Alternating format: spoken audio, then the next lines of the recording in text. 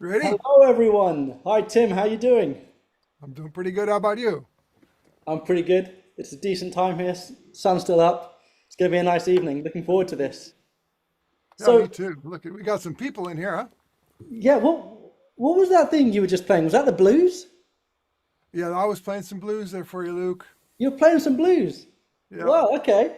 I'm sure there's it's a, it's some a, people here it's that a might join lesser in on the known blues. but that's a lesser known but long enduring aspect of my musical personality. That's for sure. Well, guys, first of all, everyone who's joining us, it's going a bit crazy here on YouTube. We've got 150 people, and everyone's joining the chat. Hopefully, you can all get in on Zoom if you want to get in on Zoom and things like that. But yes, today we're going to be talking about sophisticated blues soloing with Tim Lerch, which some of you guys might be surprised about, but we actually had no idea Tim is one of the finest blues players I've ever heard. And when he posted a clip about a year ago of him playing in a bar, I went, we need to do something with your blues playing because it needs to be shared and needs to be taught. Before we get into that, just a little bit of housekeeping.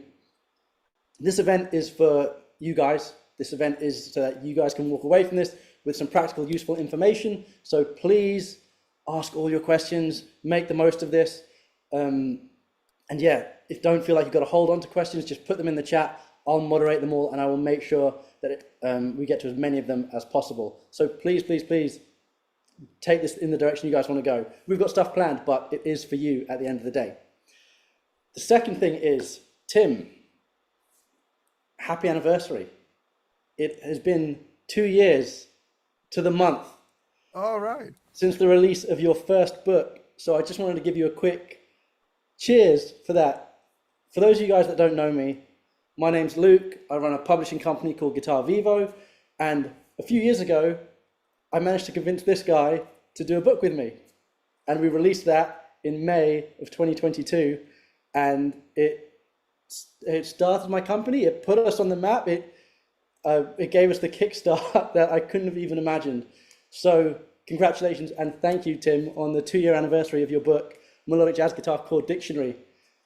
And, oh,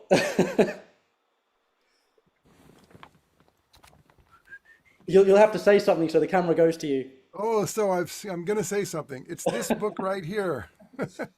Thank you for everybody who purchased their copy because without you, it would have been just a good idea, I suppose. Yeah, actually, I'd be interested to know if anyone on this stream was on the stream we did 2 years ago this month to launch that book. I'm not sure if that'll be the case, but let me know if you guys remember that. I was thinner then. You might not recognize me. Right. So 2 years later, and here we are talking about the blues. Obviously, that's because we've got a blues book coming out, which we'll talk a little bit about later. Don't anyone do anything yet, because I've got some discount codes that I need to tell you about. So don't panic buy just yet. We're going to be talking a little bit about the blues and this upcoming book. But first, Tim, I think you should tell people about your history with the blues. Oh, okay. Oh, sorry, I bumped my microphone. I promise I wasn't going to do that, and I did it right off the bat. So I have always loved blues. It's probably my first musical love, much to my parents' chagrin. I remember sort of accidentally getting a Lightning Hopkins record when I was about 10 years old and listening to that and being fascinated by it. The first big sort of thing I got into is obviously a lot of people from my generation also have this experience was what we call the Beano record, which was John Mayall's Blues Breakers with Eric Clapton. And then I enjoyed that record very much, still do. But I also went backwards from there because I was avid and really interested. So I went all the way back to the beginning, Blind Lemon Jefferson, Blind Blake, anybody with blind in the front of their name. It's sort of, I made a joke, but it used to be that in the days of old, if someone was blind, they would often have very few employment opportunities, and particularly a black man who was blind. So they would often find themselves singing on street corners and performing oftentimes, blues or blues-related music. So Lemon Jefferson was one of the early recorded blues artists, and the records are a little scratchy, but you listen beyond the scratches, and there's some incredible stuff going on those records. Son House, Charlie Patton, Robert Johnson. Blind Blake, as I mentioned before, is one of my very favorites to this day. And so this got me started on this whole blues journey, acoustic blues and electric blues. I really loved B.B. King's Live at the Regal. I really loved Peter Green. Peter Green was my favorite, turned out to be my favorite British blues guitar player. And he never really, I mean, he did briefly uh, venture into sort of the rock arena, but mostly he was, I think, a blues player and a really great one. And I just kept listening and playing. My training maybe was playing along with those records as a teenager. And playing along with records, by the way, is a really great thing to do if you're wondering how to continue learning and uh, getting making progress with your playing. Playing along with records is a really good thing to do because you get the feeling of the band that sometimes isn't captured on a play along track or a band in the box kind of a deal, which we'll talk a little bit more about play along tracks in a bit when we talk about the book. Um, and I've worked since the earliest days in blues bands, since I was about 16 or so. I've been playing out in the world and playing everything from solo country blues style ragtime finger picking stuff to rock and blues influenced rock, and even spent a lot of time playing uh, country music, which I basically played blues and disguised it with some chicken picking. But I just have been playing and making my living and playing blues guitar for a very long time in a lot of different ways, everything from the earliest stuff through the more sophisticated jazz, blues, and everything in between. And I love it. I love it still, and I'm always trying to get better and better at getting to the essence of it, and really making melodies and really, touching uh, the essence of the music in the form of these songs that the great blues musicians recorded and passed on to us. So that's my story. Amazing. So I think the next question that will probably guide the rest of this conversation is, what is sophisticated blues soloing? Because maybe that term has different meanings to different people. What does it mean to you? For me, what I like all different kinds of music, and I like jazz as well. And jazz blues suggests that we can um, harmonize the basic 12 bar blues or 8 bar blues in more adventurous ways, for instance. And so when we do that, maybe adding passing chords and setup chords to the basic blues progression, then we can then maybe address those extra chords melodically, and then as in doing that we can break out of the sort of the pentatonic only approach. The pentatonic or blues scale approach is wonderful. That's mostly what we've heard throughout our lives. But if you listen to piano players or saxophone players, even on the same records, like if there's a guitar player taking a solo on a record and then the saxophone player comes in, the saxophone player is usually a little more sophisticated melodically than the guitar player, for a number of reasons. But usually the saxophone players learned melodies, played a lot of different kinds of melodies, and then is applying those things to a blues. Piano players as well. A lot of times I think it's interesting and adds sophistication to actually make melodies that relate to the chords of the moment in a progression, or even superimpose harmony that isn't in the chord progression, but you make melodies out of it. For my approach to music in general and improvisation specifically, I usually try to do two things. I try to play uh, the sort of the architecture of the song. We'll talk a little bit about that as well. But following the architecture of the song, meaning um, when there's a melody happening in a song, like even what's being sung, and then there's a space, some silence in the melody, and then pick it up again, and there's another melody phrase and some space. When I'm soloing, I try and follow that model rather than just blazing away as fast as I can, which is exciting and fun to do too. Usually, I'm a little bit of a younger man's game, perhaps.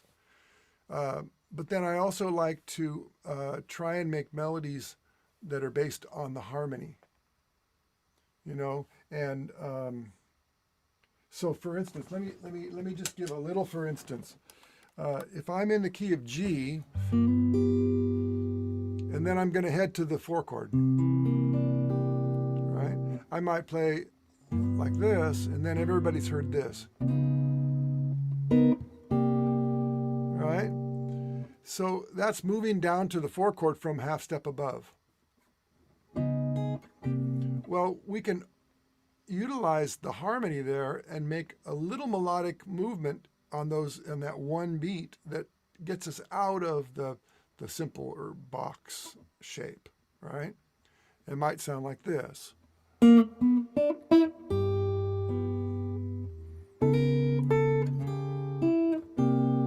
Just that little beady-da-doo-da to me is a little more sophisticated because it's moving through that substitute chord. And then maybe as an extension of that, doing some of that kind of thing, even when the chords aren't doing that, and getting what most people would say, would call tensions or outside notes that are, again, creating a movement inside of the line that sets up arrivals. That's my idea of sophisticated. Beautiful. Okay. So what I'll do is I'm going to talk a little bit about the book so we can get that out of the way and answer the questions on that, and then we'll open things up. So the book we're here to promote today, my lovely assistant will be holding up, and she'll also be coughing at the same time, so it swaps to her. Right, am I your lovely assistant? Yeah. Well, you got to say something so it goes to you. Oh, okay. I said something. Here I am. This is the cover of the new book, and surprisingly, even though my prior success is based entirely on having my picture on the front, this one is not me jumping out of a circle like Mickey Mouse. This one is my hands on my #1 guitar, and then here's the back cover as well. Yeah, once you mentioned the Mickey Mouse thing, we couldn't unsee that on the covers of the other book, so we had to do something different. Okay, we'll tell you a little bit about the book, and then we'll go straight to actually maybe playing doing some playing over some tracks from the book. So, yeah. The book, unlike that one, that early proof he's got, it's called Melodic Blues Guitar Soloing. Oh, we changed the name after we changed the name. Yeah. It's available now on PDF from the website. If you go to guitarvivo.com. And it will be up on Amazon within the next few hours. So anyone who's registered will get an email when it goes live. If you're going to buy the PDF, so it's at $24.99 at the moment. To celebrate the launch, I've got a 2-year anniversary code to celebrate our 2 years as well. So if you type in 2 years when you go to the checkout, you'll get 30% off. And that works on all products if you want to check out Tim's other books. So if you want PDFs, make sure you use the code 2 years and you'll get 30% off. That expires at the end of this month. If you want paperback, it's going to be on Amazon for the next couple of days at a lower price. And that's 2 years spelt TWOYEARS. I realized that works better when I emailed it to people. Clarifying that. What I just said, yes, spell TWOYEARS. And yeah, if you want it on Amazon, it's going to be at a lower price of around like $20 till the end of the week. Then that's also going up to $24.99. So that's what we've done for the launch special. Tim, while I breathe, can you tell us a little bit about what's in it? Oh, no, the code doesn't work for Amazon. I'm just putting it up at a lower price on Amazon. So yeah, Tim, can you tell us a bit about the book? Someone's asked if it covers the jazz blues as well and some things like that. Yeah. So what I didn't want to do is write a dry book about black dots suggesting that if you play this scale over that chord, you'll sound immediately like B.B. King or something. So what we ended up doing, and I think this is a great model, is that I contacted my friend Kid Anderson, who runs a beautiful studio down in San Jose, California, who also plays in Rick Esther and the Nightcats, is a genius blues musician. He plays a lot of different instruments, but primarily guitar. I had made a record down there last year, which is just about ready to be released, and I loved the way the band sounded on my record, so I called Kid up and I said, "Hey Kid, would you make me some tracks, some really authentic sounding tracks with the guys that are on my record, Chris Burns and June Core. Those guys are veterans of so many, Charlie Musselwhite and I mean, just like all kinds of Maria Moldar, all kinds of great blues artists have hired these guys to play. They really know what they're doing. So they made these tracks for me based on classic blues songs. And I tried to, there's 9 songs, which I then improvised over. And they made these tracks based on these classic grooves and really played like they know how to, as if they were accompanying a singer or another musician. And then I got the tracks and just played over them with the idea that I was going to make melodic improvisations. I okay. I just saw a friend pop up in the chat. Sorry.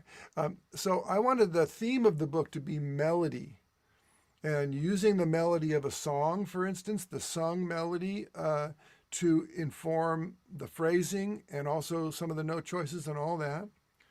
All of the tracks have their own characteristics, and I tried to honor that, get in the groove and get in the pocket with those things.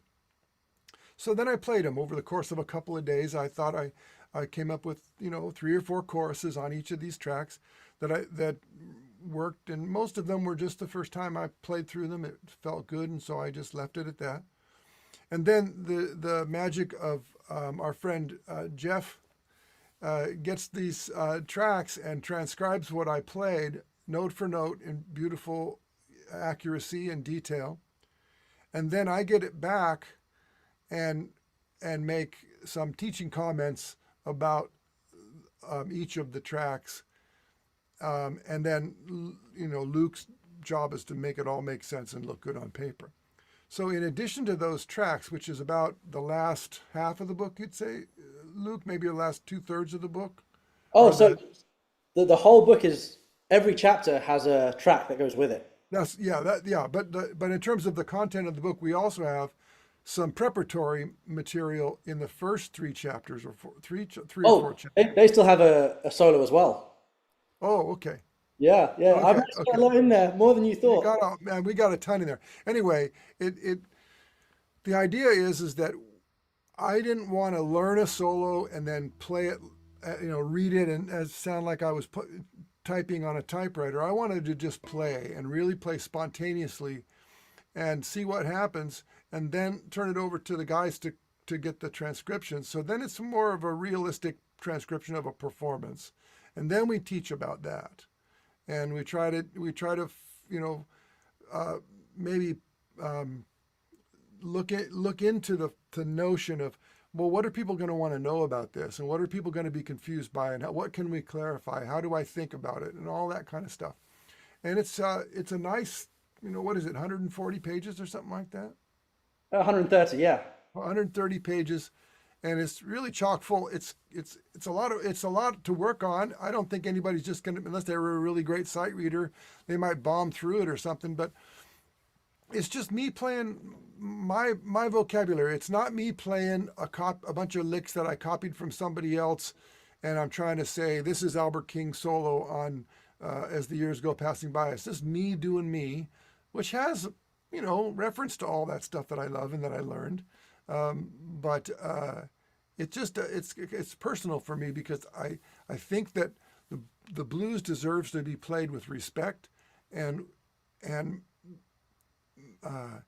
melodic players are in short demand these days. There's a lot of people who are really blazing, and in my opinion, maybe too much blazing and not enough attention to really playing for the song, playing something that makes sense to the sort of the legacy of the song.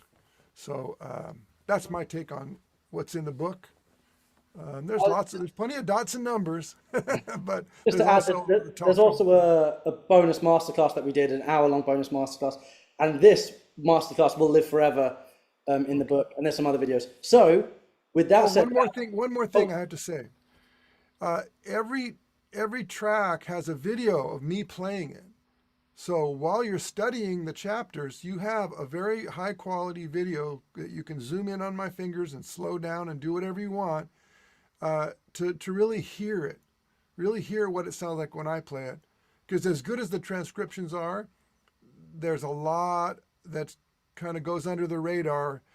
Things about dynamics, things about attitude, playing in front of the beat, playing behind the beat, playing, different dynamic levels and all that stuff. That's all in the video, and you really, I mean, you might even just do it old school and watch the video and only check yourself on the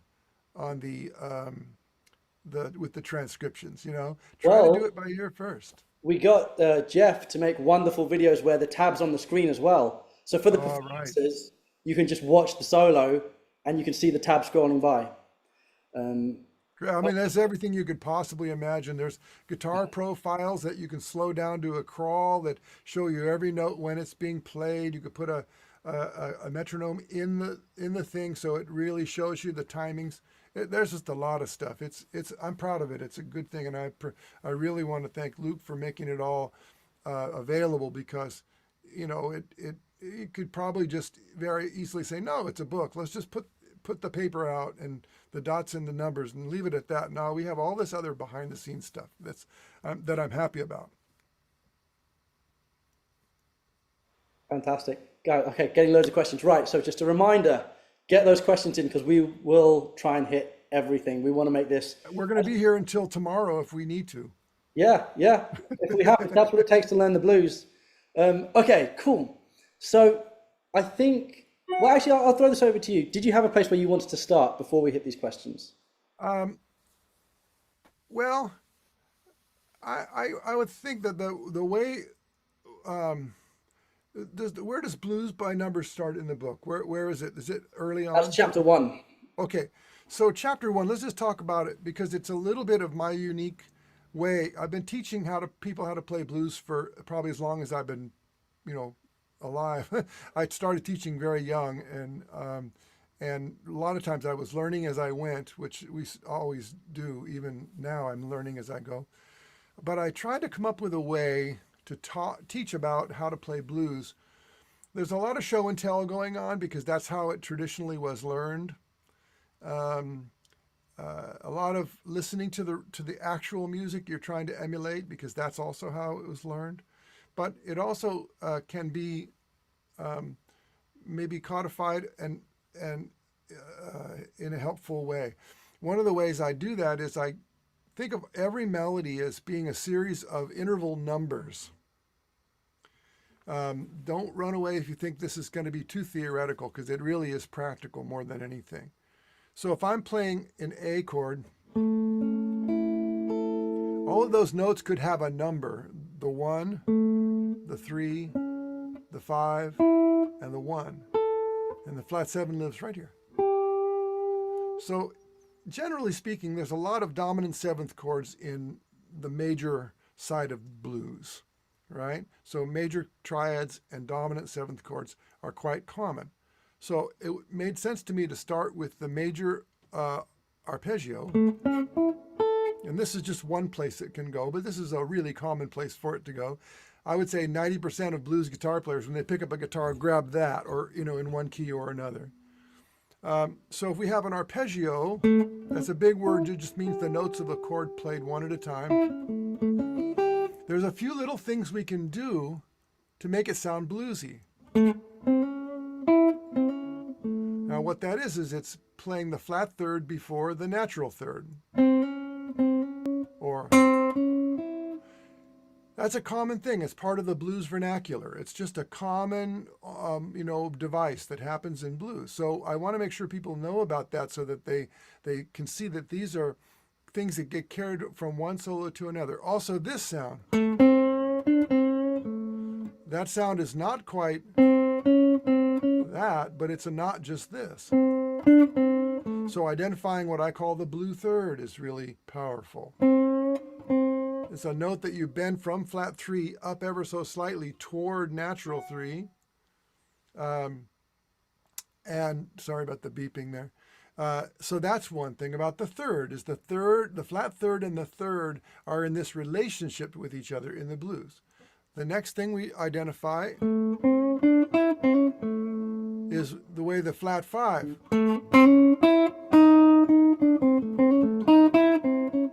And those two are kind of tension that we can use to get a sound of tension and release. If you just play a minor pentatonic scale, you might be able to get into some of those by bending, but we want to know what we're doing. So we give those things a number as well. And then we can add also the 6. Bend the 6 up to flat 7. Play chromatically down from 5 to 3. Right? So every melody that I play, I can describe numerically as it relates to the chord of the moment. So if I take a simple idea like this, which has the 6th and a flat 3rd, that's a very common blues lick. Let's say I'm going to play a whole blues in A using just that lick.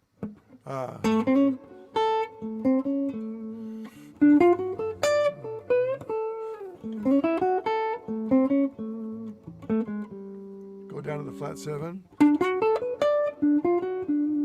Little variation.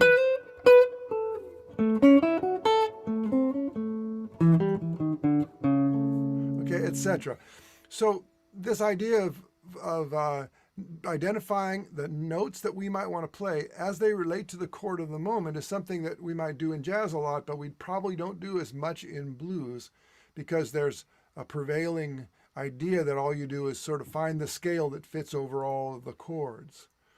And that's fine. It works fine. It's safe. It does the job. But there's another layer beyond that you can identify more subtly the sound of each of the chords and create movement inside of your line. So that's the idea about blues by numbers. That's the first chapter, which sort of it just basically says, okay, here's the code that I'm going to be thinking about and talking about for the rest of the book. How to identify the relationship of the melodies to the chords that they're being played over. Sometimes there's a strong relationship. Sometimes it's a less strong, maybe a little more general, but it's always going to be something that we can talk about. That's something that would be good to know about before diving in. Primarily, though, this book is, here's what I do, here's why I do it, this is where I do it and how I do it, and dive in and learn some of it so you can add to your own playing. Nice. Okay, I'm going to go ahead and dive into some of these questions because Oh, good. I think it'll help me gauge the level of the room. I think we've got some good players here, so I'm going to go for these questions. The first Yeah, one we're walking that is, tightrope, right? yeah, from Dan Lacey. I think that's your a friend of yours? Yeah, Dan's a student of mine, yeah. Okay. Do diatonic subs work in the blues? Not companion minors, not like subbing, but like subbing in a 3 or a 6 for the 1. I've tried and it's okay, but it sounds like an extension to the bass chord might be needed. Yeah. Yes and yes and yes. Really, the thing about a blues that harmonically is that what happens in bar 1, bar 5, and bar 9 are really the arrival points, and maybe also in bar 11 and 12. Those important places in a blues, in a 12-bar blues, establish it basically as a blues type thing. How you get there from the 1 chord to the 4 chord, for instance. How do we get to the 4 chord? We can do a 1 little sub in front. We can do a whole chain of subs as long as we arrive in the 4 chord and bar 5. So what you said diatonic subs. Diatonic is a funny thing in blues because the Ted Green told me once, he said, I'm starting to develop this idea that there's major keys, there's minor keys, and there's blues keys. And the blues keys are completely more chromatic than major and minor keys tend to be. So to use the word diatonic to describe a blues is a little bit tricky. You can borrow things that passages of harmony that help you arrive. That's really what we want to try and do. But No. there's nothing wrong with keeping it simple and just playing, real melodic solos that sound good to you. So that's also a thing to remember. So I'm just looking on. I thought there was a cat on one of the I see cameras. some animal in front of the camera and one of the guys. Yeah, Yeah, it's a cat. I'm just lucky it hasn't turned around yet. Yeah, right. We're liable to have a little bluesy surprise. So one thing that happens a lot in your solos, especially on these blues solos, is you play diminished sounds. Now, Yes. the way you approach it is slightly different to how I think other people approach it, where they just stick in a big 8 note scale or like just sequence in minor thirds. Can you talk about where you can put in these diminished sounds and how you like to reference them? Okay. There's a couple of different ways. And there's a couple of different kinds of diminished sounds that can be utilized. The most common one is when you play a diminished chord, which represents five of the chord that you're approaching. Okay? The easiest way to talk about that, and by the way, I don't use diminished scales very much. I just feel like the diminished scale it's too long to get to the meat of the game. I feel like diminished arpeggios are a quicker way to get that sound across. And another way to think about a diminished arpeggio is a rootless dominant 7 flat 9 chord. But for instance, if I'm in the key of A, by the way, I demonstrate a lot of stuff in the key of A because it's right in the middle of the guitar and it's not it's easy to see on the screen. So if I'm playing an A chord and I want to play a diminished sound that gets me to the D7 that's coming up next,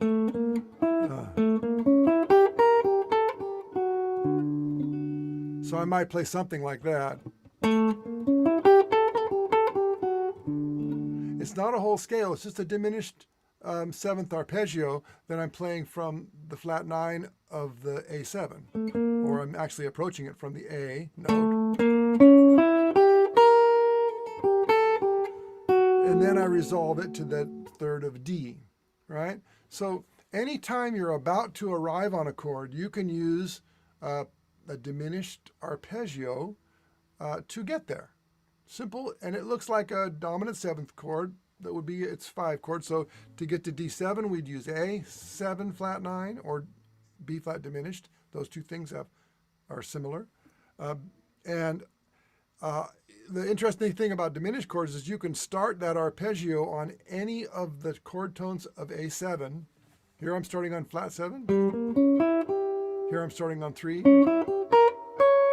Here I'm starting on flat 9.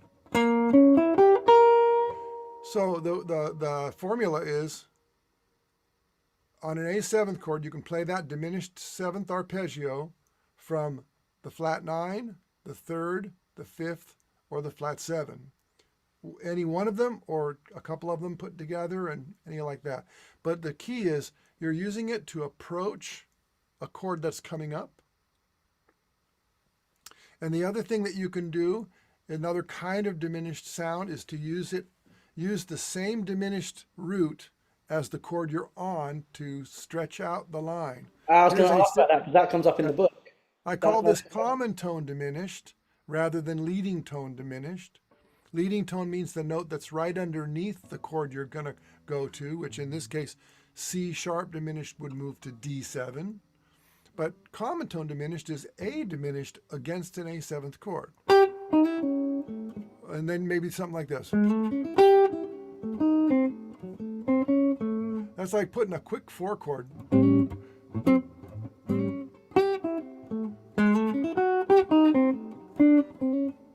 Right? And a lot of it is just suggesting movement inside of a line, right? And guys have done this without knowing anything about this. They just take something like this.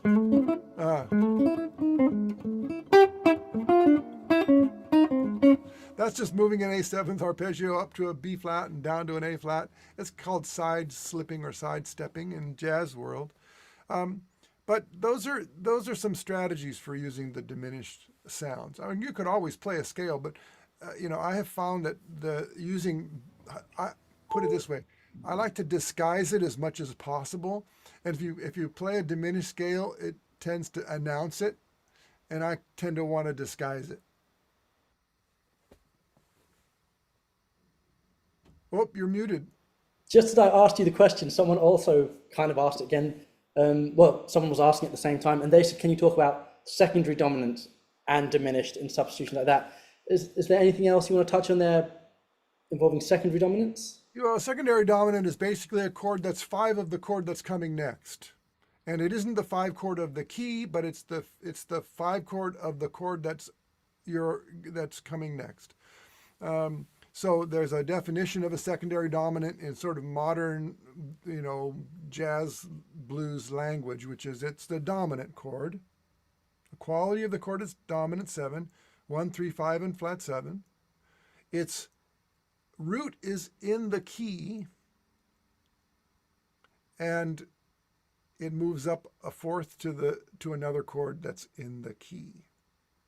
Now there are other dominant chords that do something slightly different than that, but if you have a key and it has a dominant chord, then the meaning of secondary dominant means it's another chord that isn't the dominant chord that moves to another chord in the key, right? And there are maybe other definitions that are broader than that or more narrow than that, but that's what a secondary dominant does. So then the good news is anytime you have a dominant 7th chord doing that job, acting like 5 of the next chord, you can play a diminished arpeggio from the flat 9, the 3, the 5, or the flat 7 of the chord. So if I'm on an A7, I can play B flat diminished arpeggio, diminished 7th arpeggio, a G diminished 7th arpeggio, a C sharp, and an E. Right? Any chord tones of A7 except the root, and replace the root with flat 9. That's how I think about it. So you don't have to learn a bunch of different scale patterns. You can just see the chord in all of the places, grab one that feels good and that does the job, and it basically adds flat 9 to the picture. That's really what it does, is dominant 7 with the flat 9 and no root. I hope that's clear. My eyes roll back on my head when I start thinking about this stuff too, so don't feel bad if it's happening to you now. Nice. Okay, so I saw a question about motivic development. Oh, good. Can you talk a little bit about that? And someone else asked, where do melodies come from? So maybe you could put those two together. Great. Okay, the first place melodies come from is the song, right? So if you're listening to I got a kind-hearted one, she'd do anything in this world for me. Now that's a beautiful melody. Baba boo ba doo dee da boo doo do, baba doo doo doo boo do, right? The way I sang it. And very often blues guitar players don't learn that part of the song. They don't learn how to play that melody because unless you put some juice on it and play it with a vocal expression, it's kind of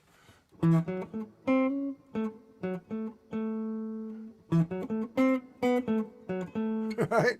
But so you gotta put into that melody those notes, the inflections that happen in the blues, in good blues singing, right? So that's one thing. Every song has a melody, right? And so don't ignore that. And then, not to mention, all the other great songs in the world, learn how to play melodies. Study the melodies of songs, because the people who wrote those melodies are often quite masterful. And everything from Little Richard, who had like all these one-note melodies, like Tutti Frutti, oh Rudy, Tutti Frutti. I mean, like there's just one note, but it was a good note, man, and it was really worth learning. But Cole Porter on the other end, or Jerome Kern or George Gershwin wrote these beautiful flowing melodies that navigated the harmony so beautifully. So if you learn that, then you're going to learn what a masterfully created melody looks like, sounds like, and feels like when you play it. Right? So, and I say learn every melody, copy singers, right? Get out your Aretha Franklin records, or get out your Bobby Bland records, or get out your B.B. King records. And instead of trying to find the cool guitar licks, listen to the melodies, learn those songs. You may never play those melodies instrumentally, because if there's a singer, then they would sing it. But you can inform your solo. And then here's the thing. How can it inform your solo? Some things to pay attention to, and we talk about this in the book. So I'm going to use that same Robert Johnson song, Kind-Hearted Woman. I got a kind-hearted woman, do anything in this world for me. That's the first 4 bars of a 12-bar blues.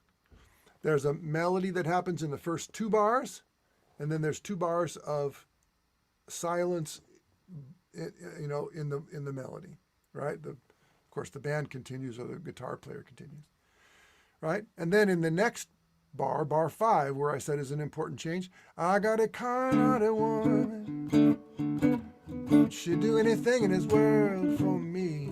Now, same lyric, basically the same melody, but it's over a different kind of chord. That's a real interesting thing about blues, is that very often we have that inner tension of playing the same melody superimposed over a different chord, the 4 chord in this case. And then there's the turnaround section, which I consider the last 4 bars to be, where usually there's a different melody and a wrap up of the phrase. And these evil-hearted women just will not let me be. And then another bit of silence when you go like that, right? So ignore that at your peril, I say, as a soloist, right? You want to make sure that if you're taking a solo on a blues like that blues or another similar blues, that you keep in mind this form of a 4-bar statement followed by a 4-bar reiteration followed by a 4-bar wrap-up, a turnaround, which sends you back to the top where you can begin again. Okay? Now, I'll give you an example of that. Imagine I have a backing track. I'm just going to do it without anything just so you can really hear it. There's my first statement.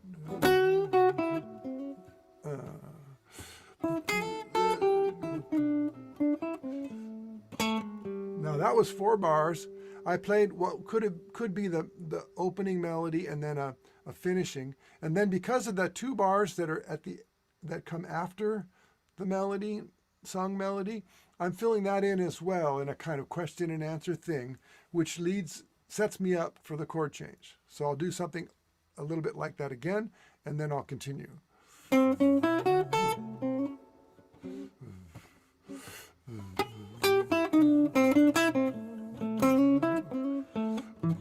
Now I'm heading to the 4 chord.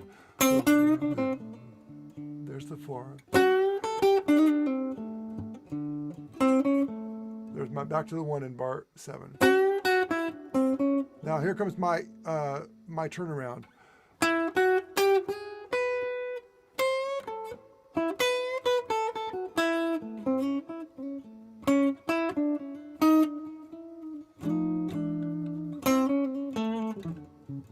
Now, if I put chords in, which I'm often inclined to do, it might further clarify those sections. To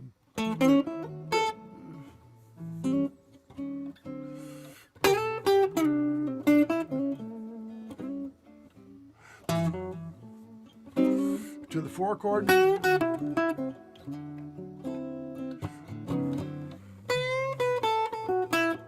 Back to the 1. Here's the 5 chord.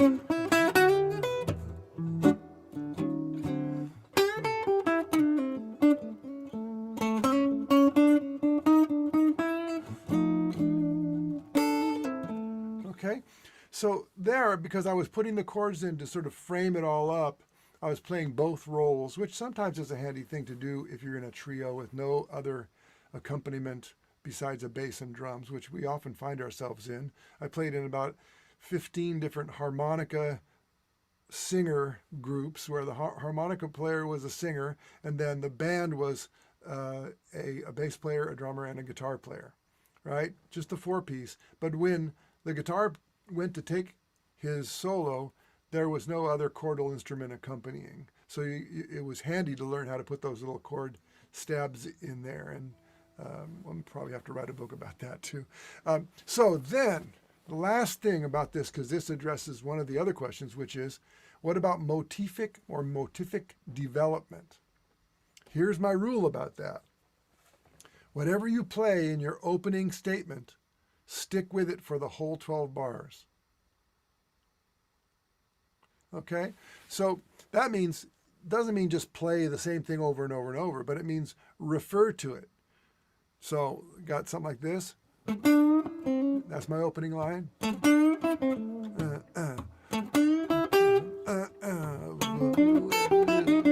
That was the first 4 bars. And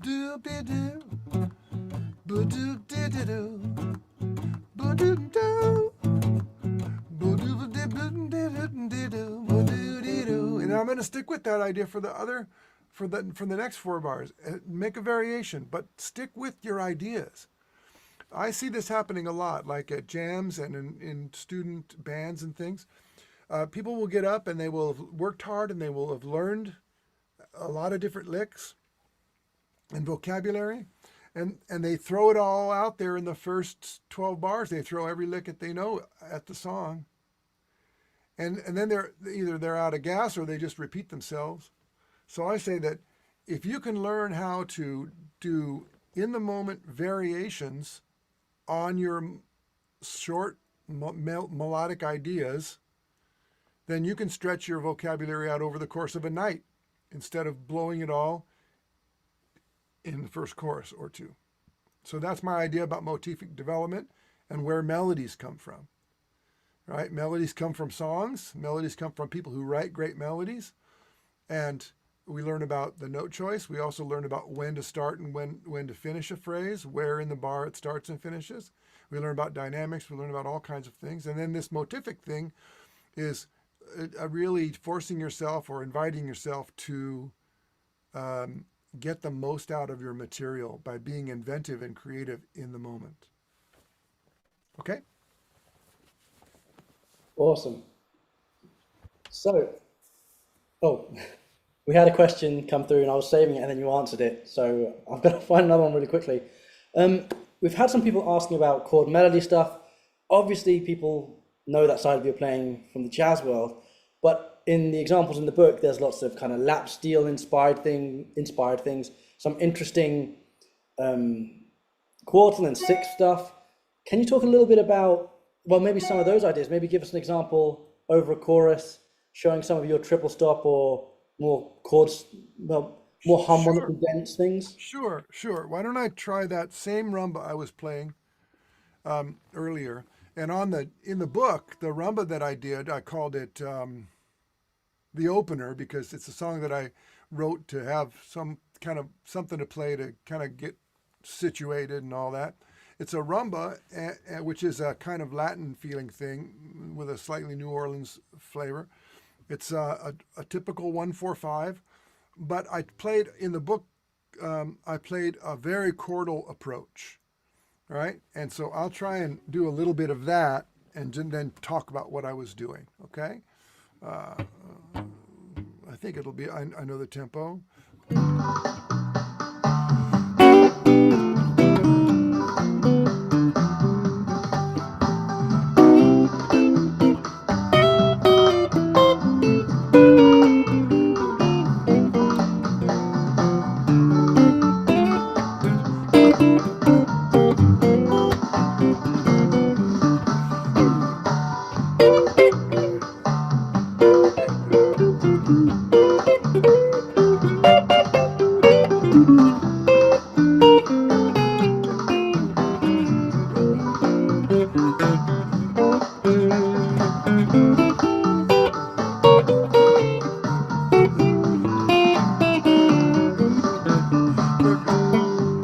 See if I can do that again.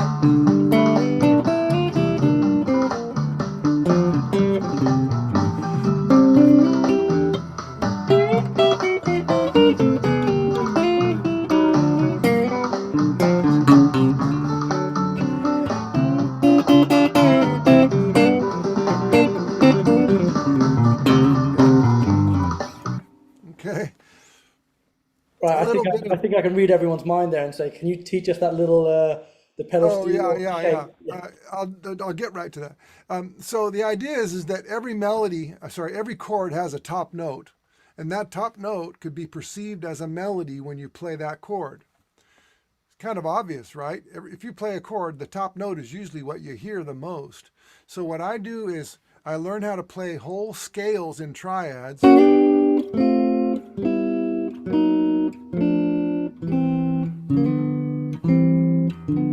then I use that top note as the melody.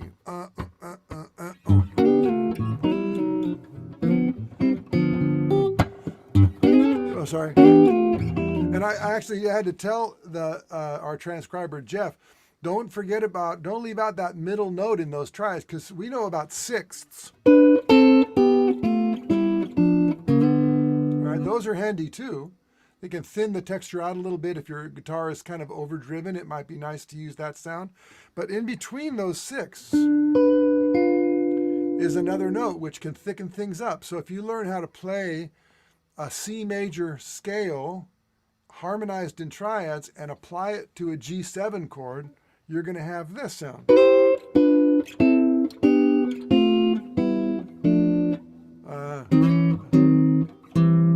That sound. There. Anyway, too much thinking. If I play this, now I can play 3 chords in a row. Those are minor triads, and I'm using them with one chromatic one in between. It occurred to me somewhere along the line that if you have 2 chords in a row, 2 triads in a row that are the same type, major or minor, you can play the one in the middle. And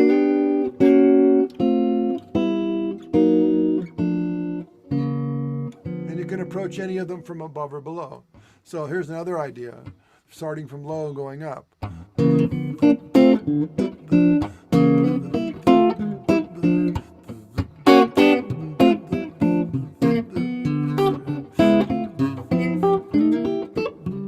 Same thing on the 4 chord.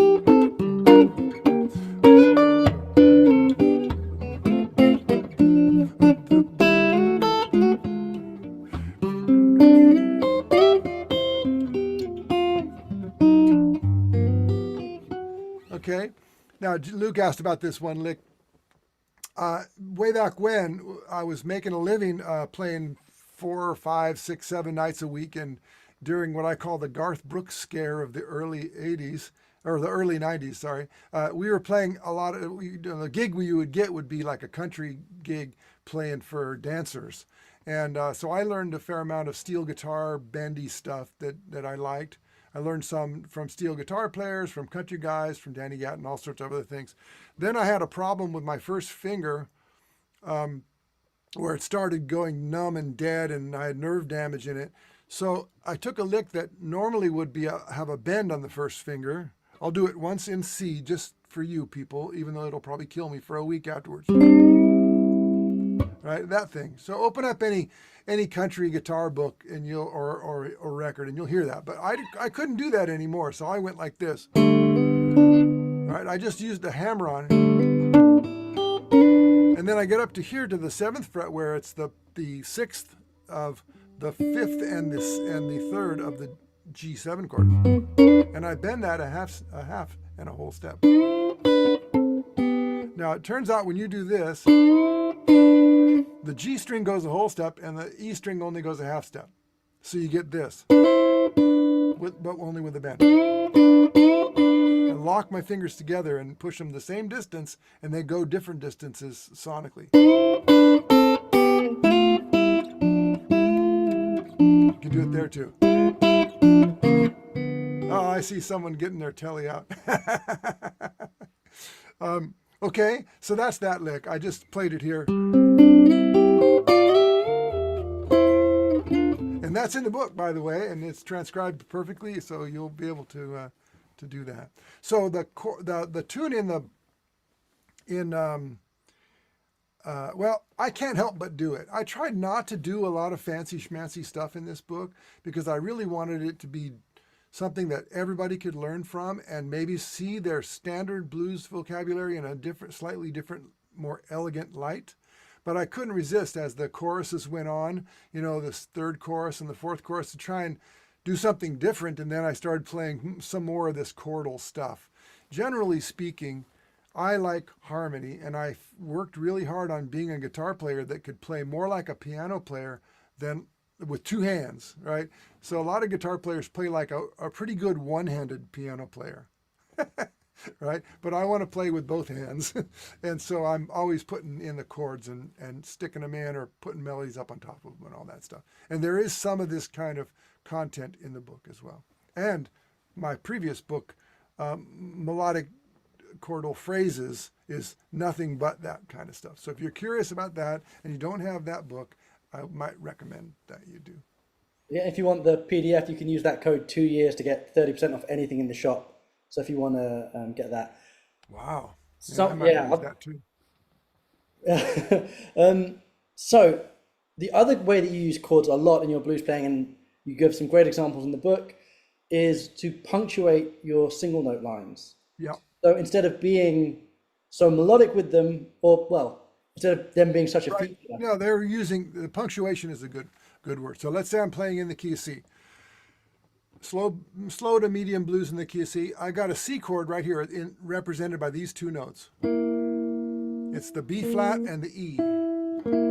This is a really kind of magical little two-note thing, because if I move it down a half step, that's my 4 chord, F7. It's the notes, the intervals flip, but it's the same shape. And then one fret above is the 5 chord. So in a little area here, right around where I might often play, are these little 2-note chords. So I'll give you an example.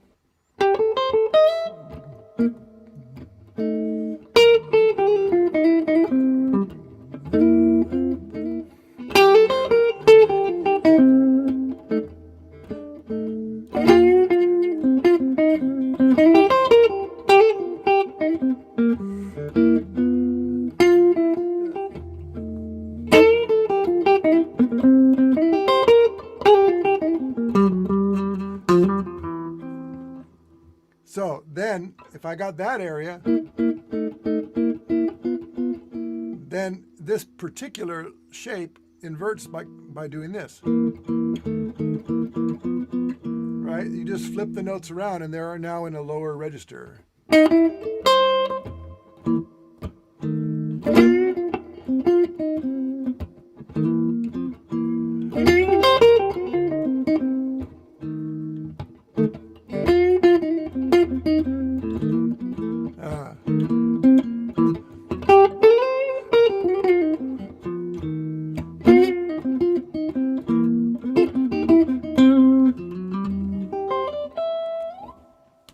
All right, so it's that little brief chord to punctuate the phrases. Then the next question is, well, where do I put those chords? And you listen to music and you hear how rhythm guitar players and piano players and B3 players, where they put their punctuations while someone else is soloing. Then you find out where to do that when you're just by yourself. You might say this sort of what they call the Charleston beat.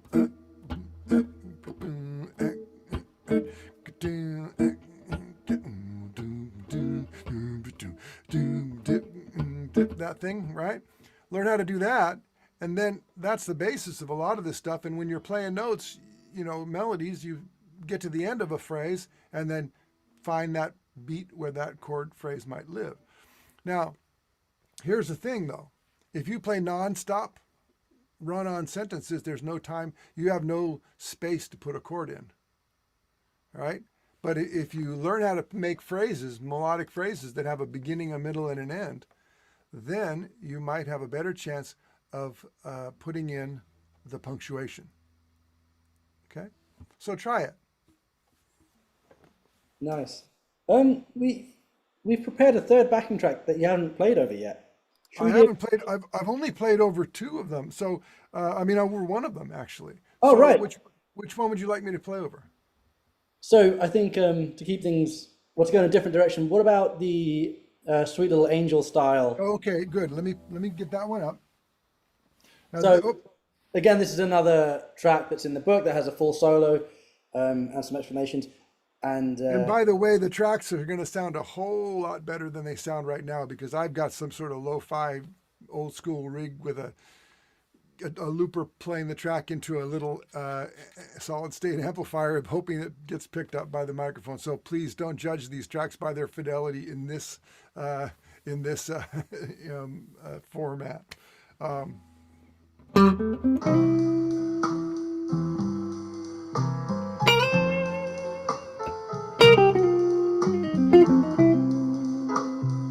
Hear what the piano player's doing there?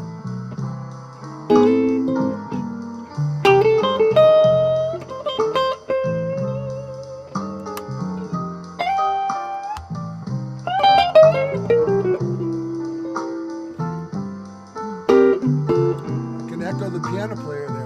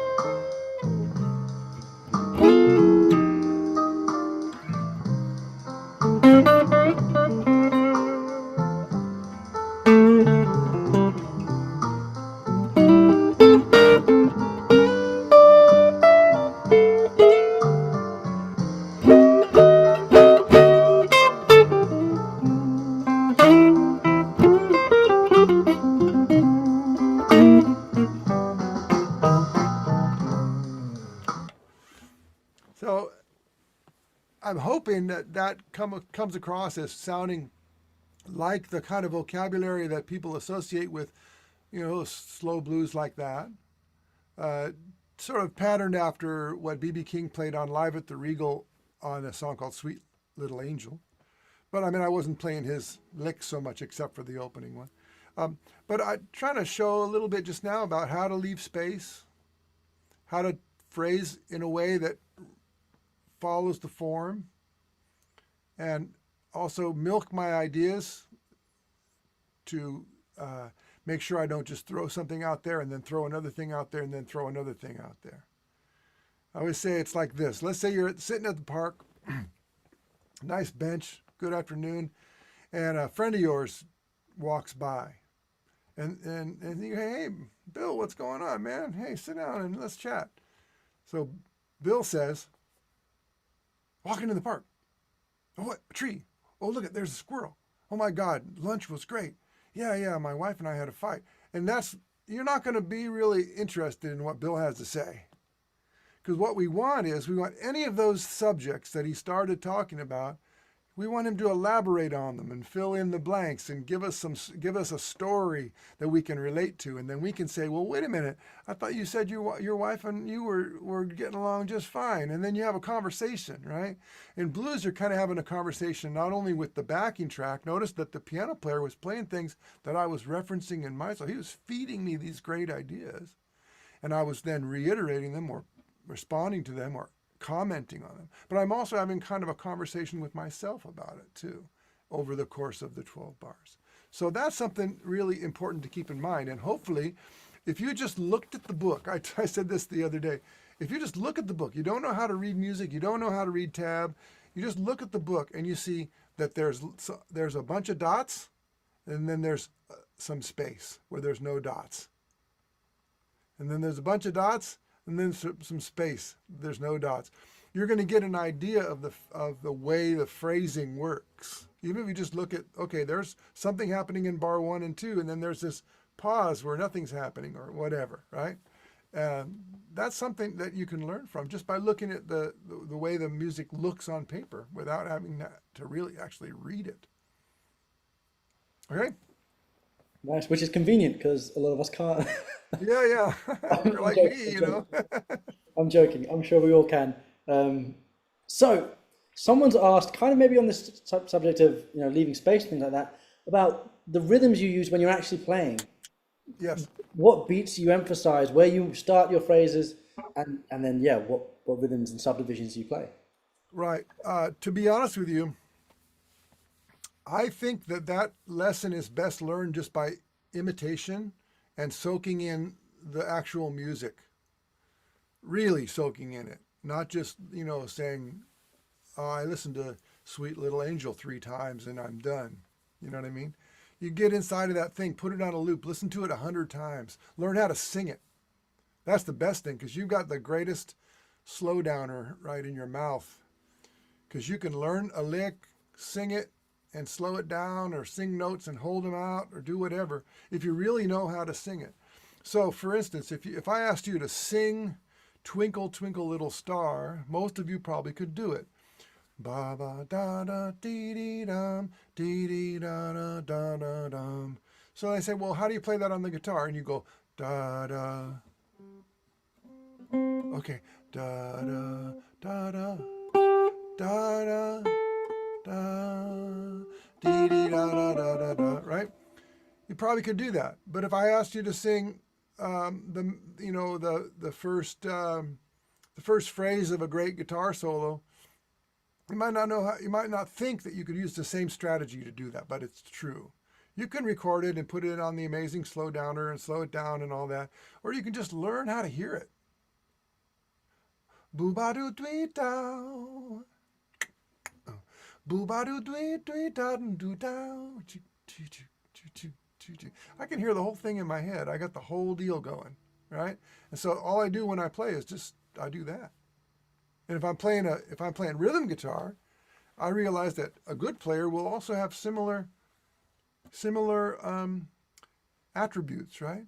So let's say I'm the soloist up here and the rhythm guy down here. Ba ba doo dee da,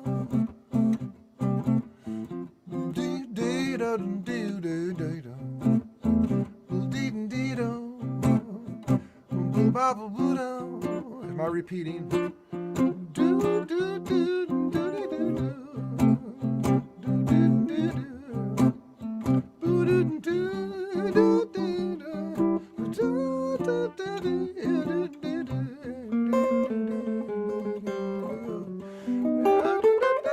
Right? So that's the idea. You want to hear the music. You want to have the music that you want to play available to you in your mind. And the way we get that is by listening a lot. I did about 2 years ago, I made a video about something on YouTube about how to make your solos make sense. How do your solos make sense, or something like that? It's a very popular video. People have watched it. Somebody commented just the other day, and I happened to see it on my feed. He said, well, what he doesn't mention is the years and years and years of practice and listening that he's needed to have to develop these melodies, right? And to be honest with you, I just assume that that's what everybody understands has to happen. It's like, I always get a little mad when I see especially on YouTube, like fast ways to do it. The quickest way to learn how to play bebop, learn how to play, modern jazz in 30 seconds. That just drives me nuts, because it just isn't true. It takes time. It's hard. And you have to love it. But if you love it, it's not work. That old adage of, if you pick something that you love to do, you'll never work a day in your life. Well, it goes even more specifically to music. Because if your practicing is drudgery, that means you're not practicing, fun stuff. You're not practicing the right stuff, maybe. I mean, sometimes we have to play something over and over just to get it under our fingers, but we want to have joy in it. We want to live in it. We want to love it. You can't help yourself. You love it so much you can't help yourself. You'd be like a 13-year-old kid learning how to play heavy metal. I mean, they listen to that shit all day long, and it's in their bones, and that's all they want to do, and they're really single-minded about it. And of course, then they turn out to be, 15 years old on TikTok, blowing everybody's mind because they can play so well, but they love every minute of it. So we should do that too. Great point. So I've got a couple more things, specific things to go into. Okay. We talked about diminished earlier. Do you ever use augmented sounds or triads in your playing? Yes. I use the chord.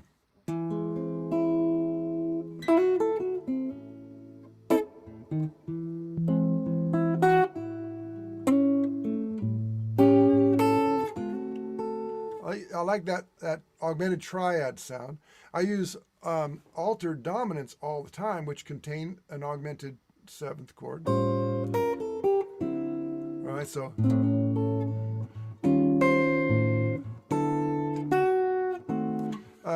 I find that augmented scale ideas, again, they're a little bit, they get lumped together with diminished because of the symmetry.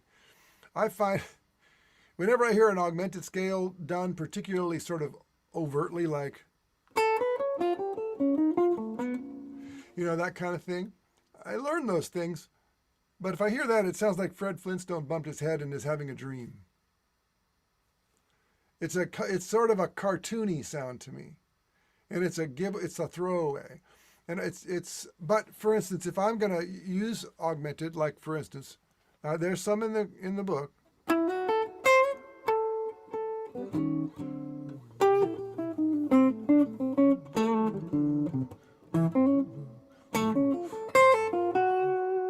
That was A7 sharp 5 or A augmented triad.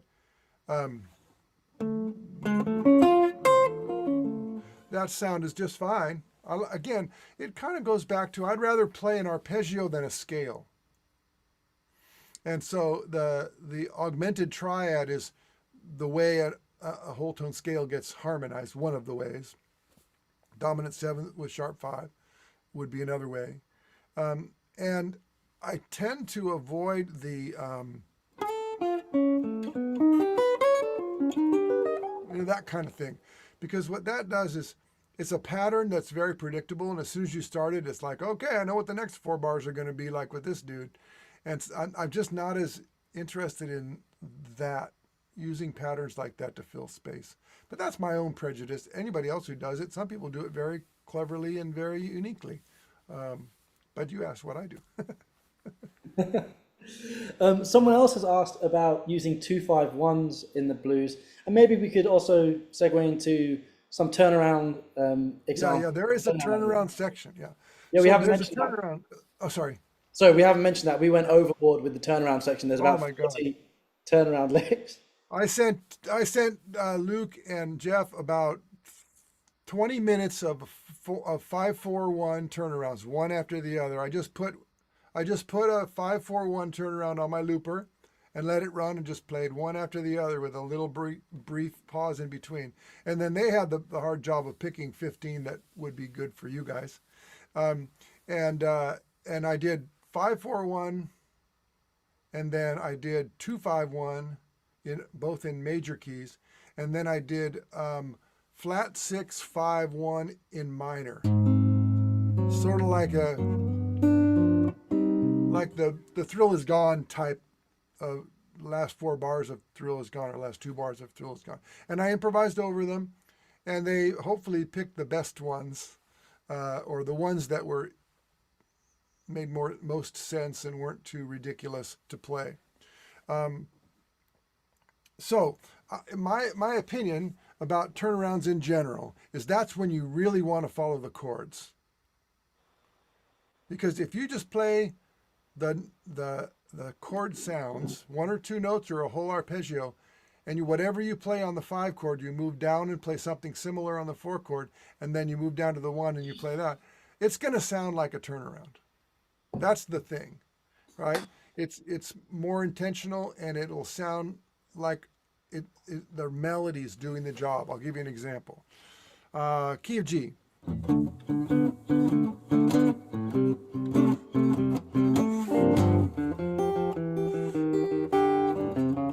Now that little bit also appears in the book, but some people say that's the turnaround, but I kind of look at the whole last bit as the turnaround. So let's say I want to do that melodically. Oh, sorry. What are we doing? Key G.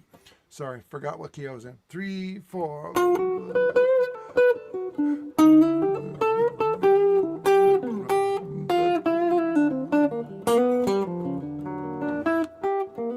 Used an augmented chord there. So you hear the sound of the turnaround. Ba-do ba-do dee dee do ba-do ba-do dee dee do do ba boo ba and it just sets you up to go back. I think a good musician, a good blues musician, is a collector and a purveyor and a collector of fine turnarounds. You can't have too many of them. They're really, really important. And every chorus can benefit from having a good turnaround. Now, the following the chord version of all that.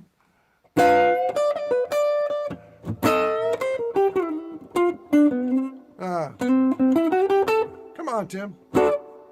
I got distracted by my sound. 1, 2, 3, 4.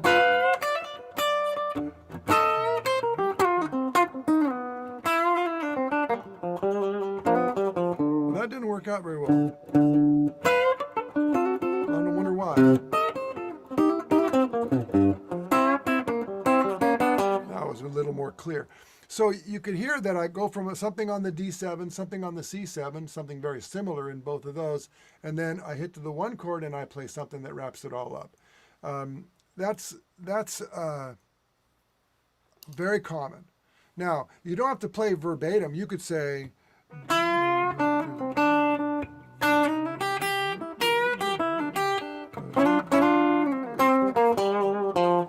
but that still does the same thing.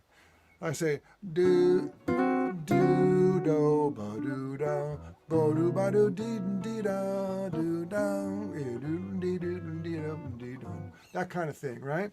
So it really helps us to play chordal ideas, melodies that fit and follow the chords, especially on turnarounds, because then it'll make the turnaround sound maybe different from the rest of your solo, and also will do the job of a turnaround, which is to act as a kind of punctuation that says, okay, we've gotten through that chorus safely and we're going to go do another one, or whatever. And not to mention the fact that turnarounds can be used as intros and endings. So you get more for your money with a good turnaround than you think. Nice. Someone has asked, do you think learning the melodies of blues songs is as important as learning the melodies of jazz songs? Is it the same kind of thing? I think it's the same. I think I think that a jazz player would be more likely to learn the melody to a song that they're playing over.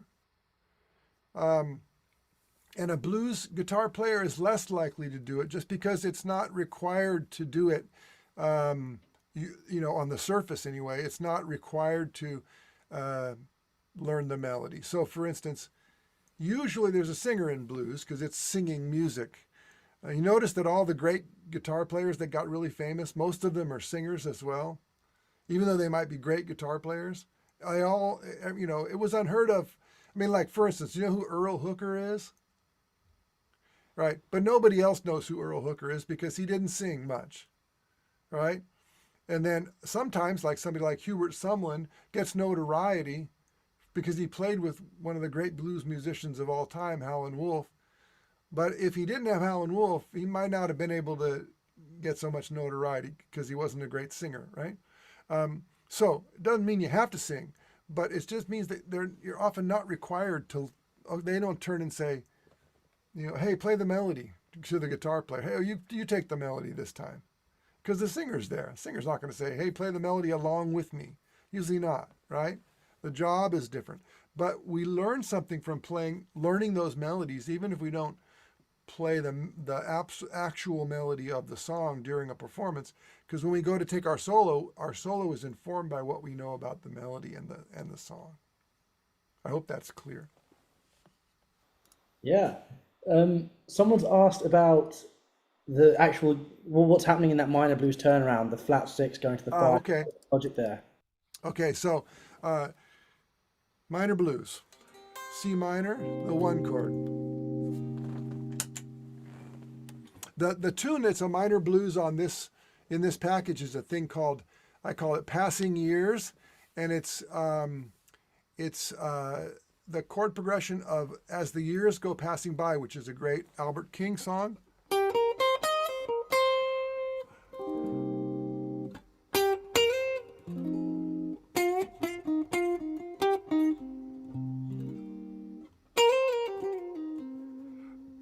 to the 4 chord.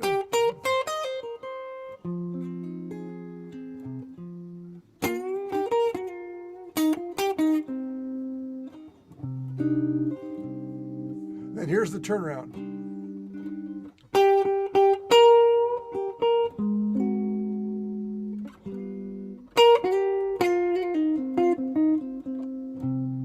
So it goes flat 6, which is A flat 7, or it could be A flat major 7, like in Thrill Is Gone, but let's some kind of A flat dominant 7 or major 7 chord.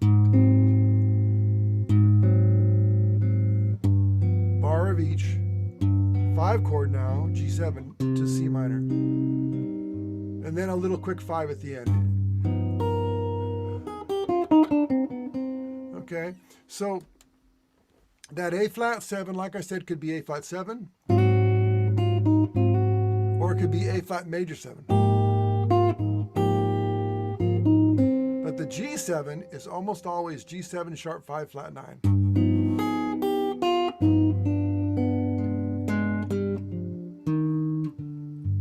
Which would be the G7 that would live inside of the key of C minor. So if I play G7, here's A flat 7.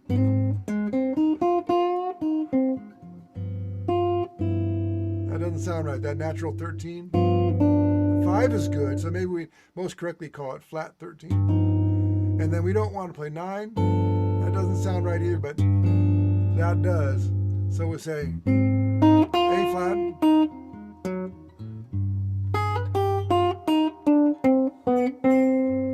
and that is a C minor scale being superimposed over a G7 chord.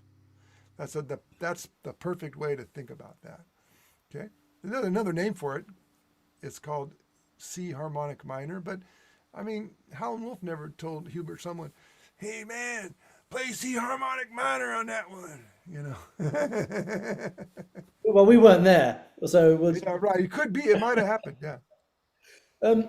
that example you just played highlights a key point that keeps coming up in the book as well, which is using your actual chord voicings to inform your melodic ideas. Absolutely. Everything lives inside of them. Yeah, So which watch this. Can I demonstrate? yeah.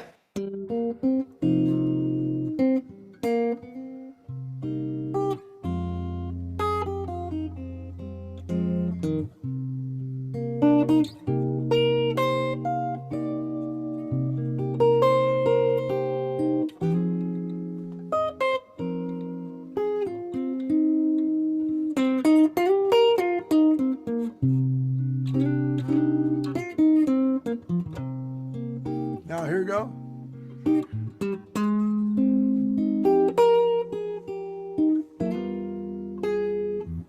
You could use D flat there too.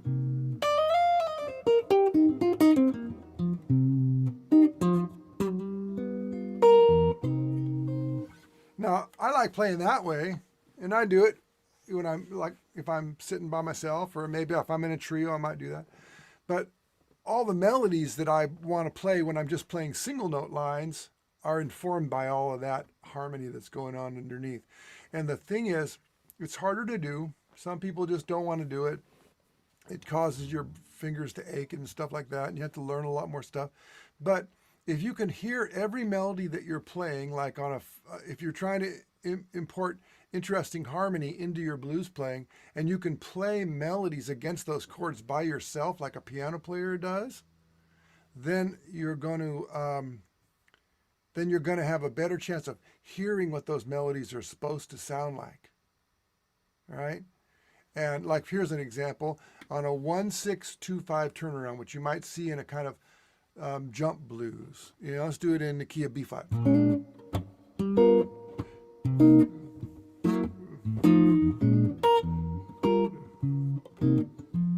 Think of like, you know, maybe something that Louis Jordan might have played or something. If I go,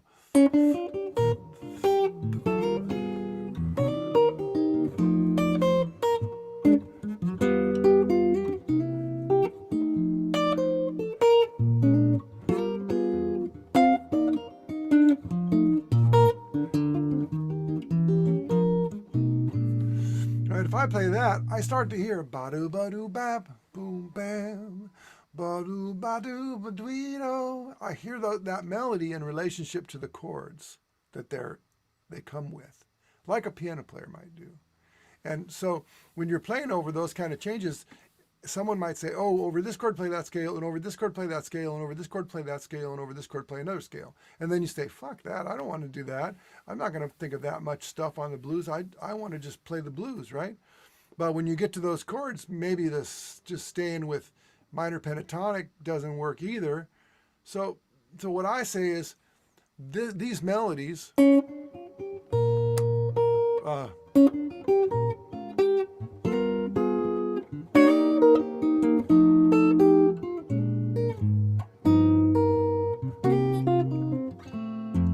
bluesy. They're more about blues melodies. Ba ba ba doo dee, bo be do, oh dee dee do, boo ba doo boo be dee bo do dee do doo do. So that's my trick. Is I use sophisticated harmony, but I stick with blues melodies because it just makes such a groovy feeling. You know, everybody hears that and they go, "Oh man, I can hear that melody and I feel the groove and it sounds lush and it's cool."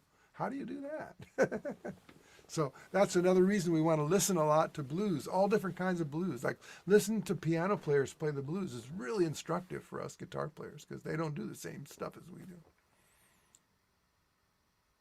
Someone's just said that sounds like Ray Charles, which is ironic. Ah, you got me. You got me. Sorry, guilty as charged. There's a Ray Charles inspired tune in the book, right? Yes, yeah. There's a song that Ray Charles made called that called "Hard Times." It goes, my mama told me before she passed away. Da ba da dee da. Right? I call it difficult times, and I play it, instrumentally. I don't do any singing on this record, but anyway, yeah, it's definitely a small snapshot of what do you do when you got too many chords that aren't just a 1, a 4, and a 5, but they're all dominant sevenths, and we want it to still sound bluesy. Then the other one that we have in there that's similar in scope is the Blues for Luke. And I don't know who Luke is, but maybe you guys can figure it out. And it's a jazz blues, like an organ trio jazz blues, and I just blow over that. But try to keep it as simple as I can. But it's got a 2/5 turnaround and a 1/6 2/5 aspect as well. So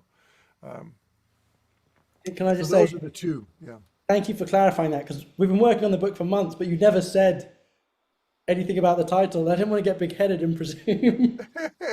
Yeah, I have a dog named Luke, and I named it after him. Well, No, it's for you, Luke, you wonderful man. thank you. Another ironic note, someone's just gone. Albert King, something about years go passing by. We have a track based on that as well.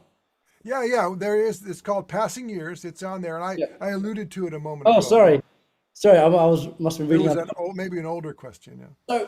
So, we talked a bit about the chordal, harmonic stuff, the triple stops, the double stops. Yes. Just touched on the turnarounds. On the turnarounds, you do some beautiful, what you call oblique motion kind of turnarounds. Could you give us an example of some of those? Because someone's asked about counterpoint. I think that's the real. Oh, okay. I love counterpoint, and there's all kinds of counterpoint, and polyphonic playing in general utilizes counterpoint. Sometimes it's not uncommon in country music, but sometimes also in blues that have what I call oblique motion bends or lines, where one note stays put and another note or a series of notes moves against that. So here's an example.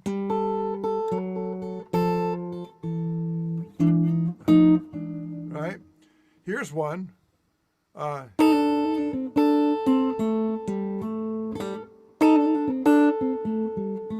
That kind of thing.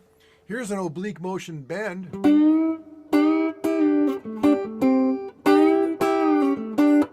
Here's a parallel motion bend, but it's because of the idiosyncrasies of the guitar, the notes go different distances. I alluded to this earlier. If I'm in A and I want to play over the D chord,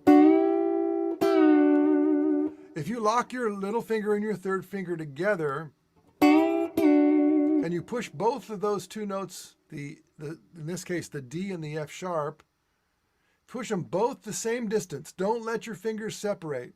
That's why I use my little finger and my third finger. You lock them together, make them one thing, push them so that the top note goes up a half step. The bottom note, because of the different density of the strings, goes a whole step. So we get this.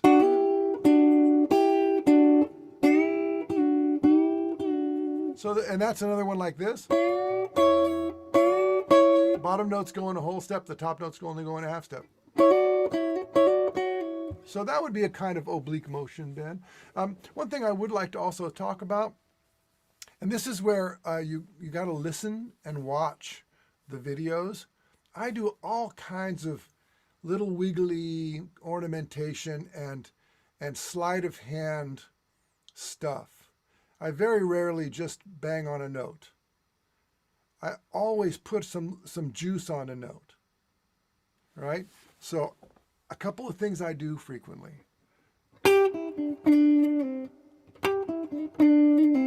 Right? I might bend up and slide to the same note.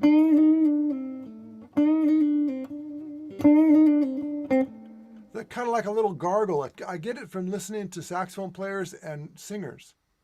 So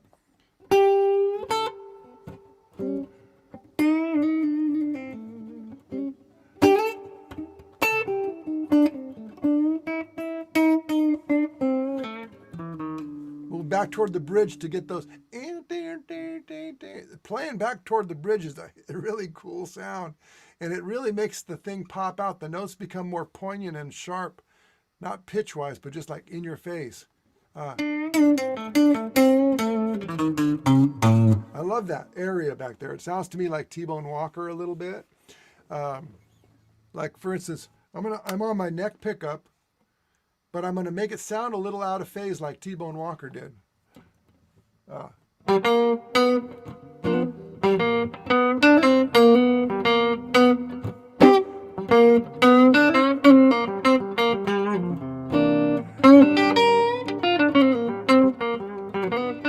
That kind of sound really kills me. I love that. And especially just using it to emphasize like the end of a phrase, or especially on a Telecaster, it's particularly poignant. So there's all kinds of little stuff that I'm doing, and I don't think about it so much as I'm singing it. And I'm doing something similar in my throat when I play. I'm making those gargling sounds, but they're not usually, ready for prime time, but they're kind of that same kind of thing. I listen to singers like Bobby Bland, and he's just got this incredible, like whiskey soaked, but phlegmy, and it's just like he's clearing his throat half the time, but it's so cool sounding, and I love it. And that tries to make the guitar sound a little bit like that. So if I'm using an overdriven sound, I don't want it to be too hairy or fuzzy or anything. I just want it to have more sing and a little growl to it, so that I can manipulate the overtones and the harmonics a little bit more with my finger movements. And that's something else to kind of pay attention to when you're listening to the tracks. That's all the subtle stuff that, you hear somebody and they've got it all together and you just go, oh my God, that is so good. But wait, he's playing all the same notes that I'm playing. What else is there? What else can I do? Well, you listen beyond the notes, and you talk about phrasing and timing and the juice you put on the note. All that stuff is really important. Really important, because the music isn't very complicated, So you got to have something else to put on it. Personality, right? Sorry if son. sorry if I missed this, because I was answering some questions on YouTube. Did you talk about the right hand and the plucking that you do and things like that? Yeah. I do. I will talk further about the right hand, because there is more to say about that. I use basically 3 right hand approaches. One is the pick tucked in here. I don't know if you can see that, but I put it between the knuckles of my first and second finger, and I have access to it, but then I play with my fingers.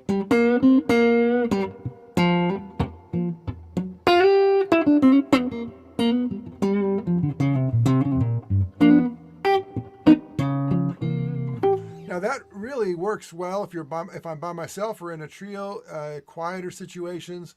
If I'm calm, if I get too excited, and that technique is a little harder to pull off because I start hitting the strings too hard and rip nails and do damage and stuff. But that's just the fingers alone, and you can get a popping sound like, or you can get a smoother sound, right? And it allows for getting access to the chords quicker and more polyphonic. The next way I would very often play is I'd pop the pick out of its holder like that, real quick, and I'll just play with the pick normal. Then put it back away, and I just put it back in so that I could play. Right, so that's always happening. Then the other thing that I do, and this kind of comes from my years of digging Danny Gatton and playing country guitar and stuff, is I'll play pick and fingers, often known as hybrid picking.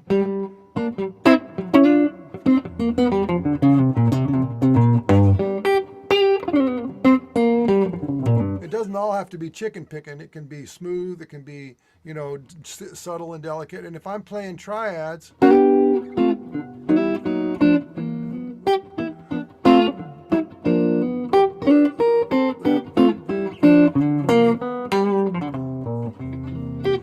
all of that mixed up, I want it all to be available to me, all in a kind of big gumbo of flavors that I really just. One of the things I like about Telecasters in general is that what you do with your right hand makes a big difference to the sound. And you can go from playing way back here to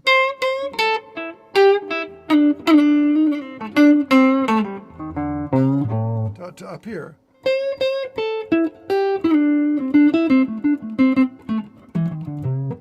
Right? And everything in between, sometimes all in one line.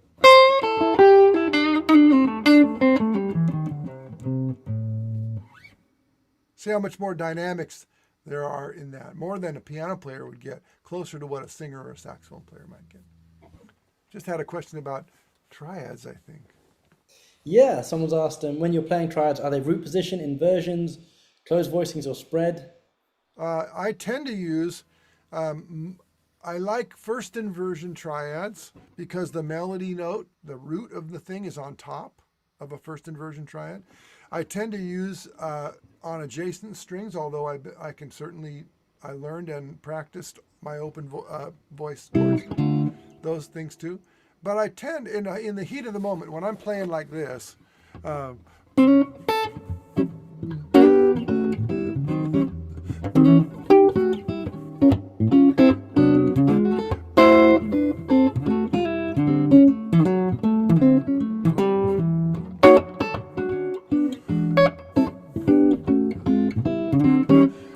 there was triads mixed in together and all of that, and I played mostly first inversion. So you can't avoid root position and second inversion as well. They're all in there in the mix. The really telling thing is, what melody note do you want on top of which chord, right? But playing a whole scale full of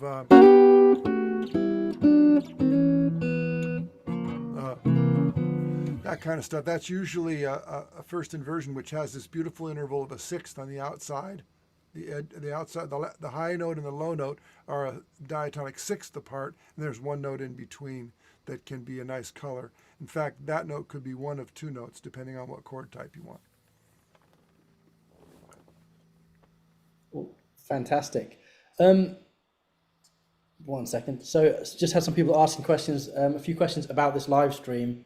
This is going to be up for a few days. If you've come here because you've registered, use that same link that I emailed out to you. That's where you'll be able to see this replay for a few days. Then after that, it'll just be in the bonus content of the book for you to enjoy for however long you want. Tim, so we also touch on some 8-bar blues and some 16-bar blues things in the book. Are they that common? And can you maybe talk us through how your phrasing changes on a different form? Well, what an 8-bar blues does is it goes to the 5-chord pretty quick, and it sort of just chops 4 bars out of a 12-bar blues if you think about it like that. So for me, the tune that most people of our generation and listening would know as an 8-bar blues is Key to the Highway. Because it was done. It made its way into sort of pop culture in the 60s and 70s with, like, it's on the Lalo record and other things. I got the key to the highway. I'm bound out and I'm bound to go. I wanna leave hell running 'cause walking is much too slow. And it goes from 1 straight to 5. Then in this one it goes up to 4. A very simple version of an 8-bar blues. Stays on 4 for 2 bars. Then back to 1. And then 5. And then 1. And it usually has this turnaround. Right? And then, so that's probably the most simple 8 bars. The other simple 8-bar blues is trouble in mind, and I'm blue, but I won't be blue always. Goes to 4, then it goes to sharp 4 diminished, and the sun's gonna shine. 6 dominant on my back door, 2 dominant and 5 someday, and then a turnaround. So G7, play along. D7, back to the G7, to the 4, sharp 4 diminished, which is C sharp diminished, then back to 1, E7, A minor or A7, and then D7, and then a turnaround.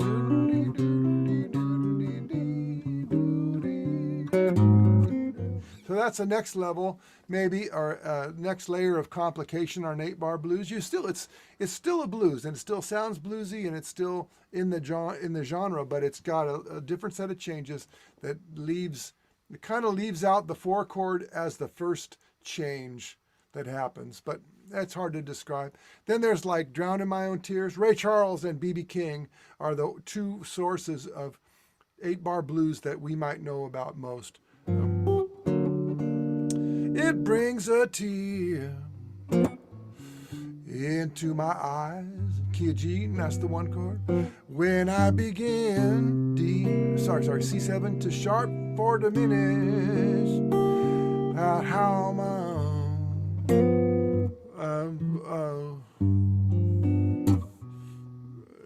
that's a 3 dominant, 6 to 2 dominant. Dan Lacey probably knows about this, and then 5.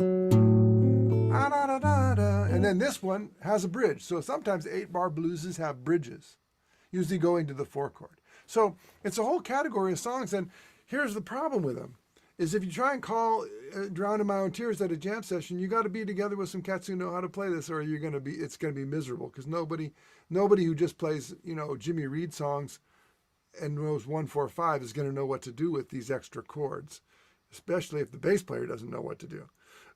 So you gotta, bring a chart or learn them and be in your own band that does these kinds of songs. But I love it. For me, it's just the richest part of sort of the modern blues vocabulary. Songs like those 3 I mentioned, and then Hard Times, which is Difficult Times in the Book. And then there's a thing called Nothing But the Blues, and it goes, ain't got the change of a nickel, 1, 5, 1, ain't got no bounce in my shoes, 6, 2, 6, 2, 2, and then walking up to the 5, I ain't got nothing but these blues, 6, 2, 5. And a lot of that's kind of crossing over into the realm of jazz blues, but it's still bluesy and still worth learning how to do. The scary part is that you can't go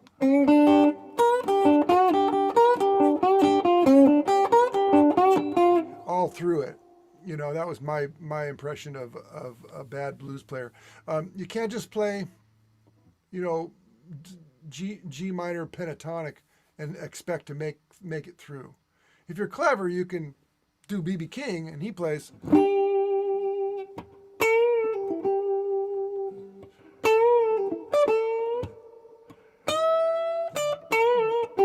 and he kind of just treads water and plays just a couple of notes and gets it to work because he can bend really cleverly to the right place. That's a good strategy, anyway. Uh, anyway, that's my story about 8-bar blues. Nice.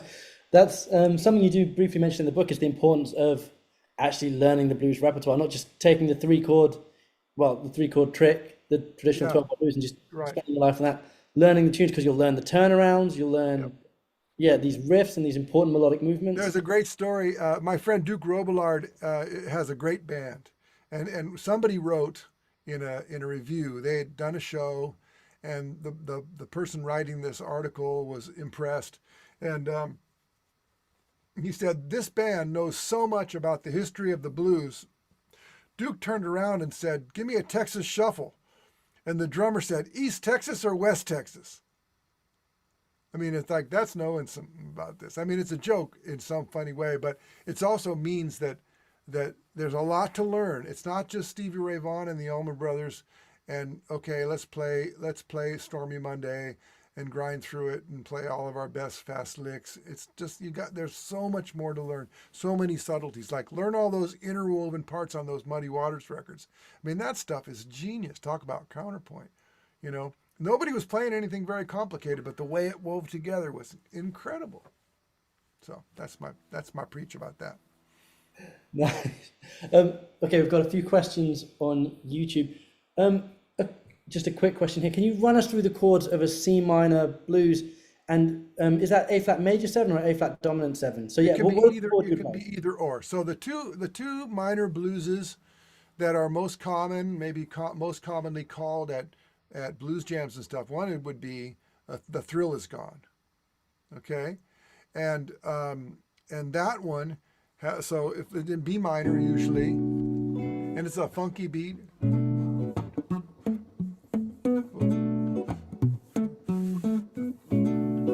One chord for 4 bars. Oh, the thrill is gone. 4 chord, 4 minor. Back to a 1 minor. Then it comes up to A flat major 7. Da, da, da, da, da, G7. Oh, sorry, F sharp 7. I said it wrong because I forgot what key I'm in. I'm going to say it again. It comes up to G major 7. Da, da, da, da, da, da. F sharp 7 sharp 9. And those are my colors. You could put just a right. And then as the years go passing by is in C minor, and it's a little different, and the track isn't exactly verbatim as the years go passing by. There's a little funny thing on that one where it says, "Is there nothing I can do?" And it's a slow blues.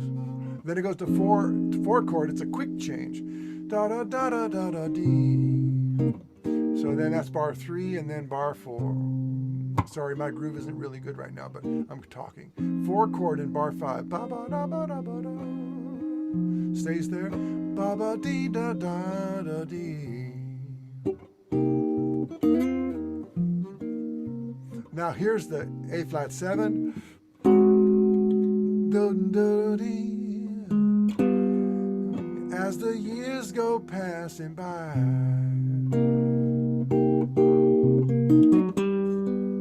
Now I think in the actual years go passing by, he might go to the 5 chord, and then up a half step, and then back down. There's a couple of different varieties of it.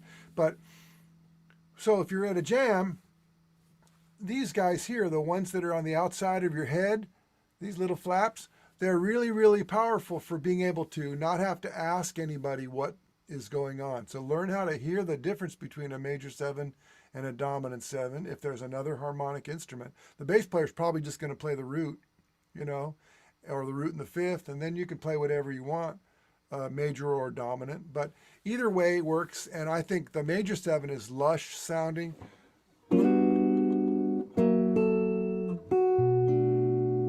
it's a chord that is diatonic, to use a word that was earlier thrown around, to the key of B minor.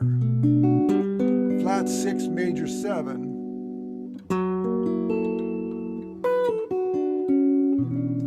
is in the key of B minor. So switching back and forth between the thrill is gone and as days go, as the years go past. That 5 flat 6 back to the 5. Is that what they do in Stormy Monday? That's a little different, but yes, something similar. Stormy Monday might say, and then here's some controversy. Do you go to 5 or flat 6? Here's my tip on Stormy Monday.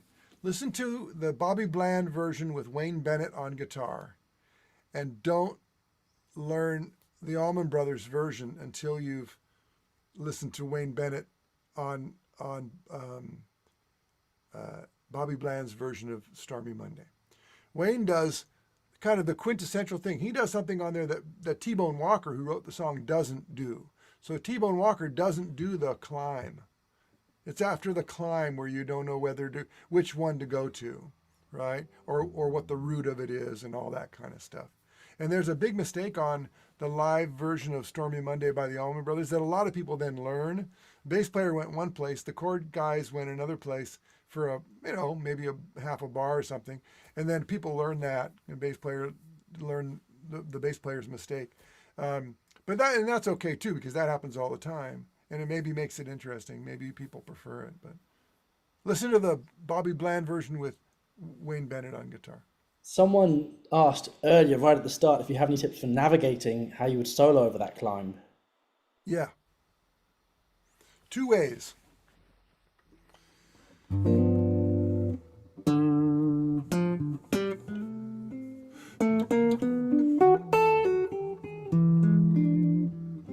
Right? Play the chords. Play arpeggios of the chords. But don't play, that'll sound out of place. But you can just follow the melody of the bass line, G to B, A to B to E flat. Let's see. They call it Stormy Monday, and Tuesday's just as bad.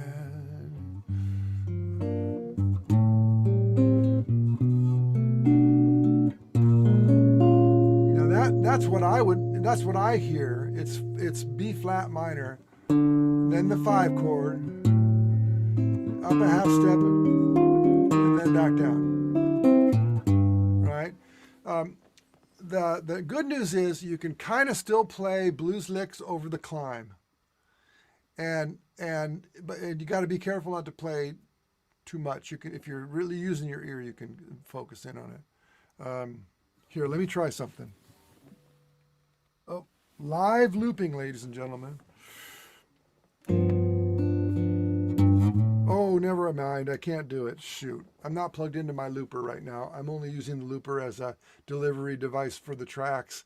Sorry, I edit this part out, Luke. So anyway. We're live, Tim. I know.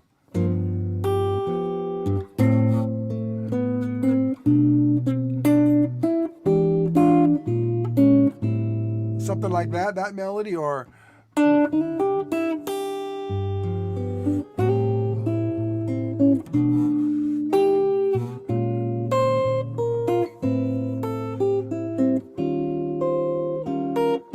if you play the chords and you search inside of the chords for melodies, you're going to find stuff. But you may not be successful going oodly, oodly, oodly, oodly. Maybe if you stay put, it'll work.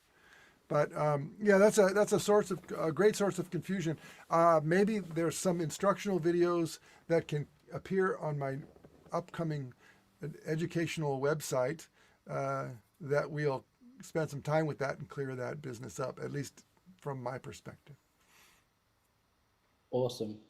Right, I'm going to hit some of these questions on YouTube. If you've got time, do you have time? Yeah. Hey, I told you we're going to go until the next day. Okay. So firstly, someone's asked me if the book comes with links to stuff, and if both the PDF and the paperback copy come with links to all the same bonus content.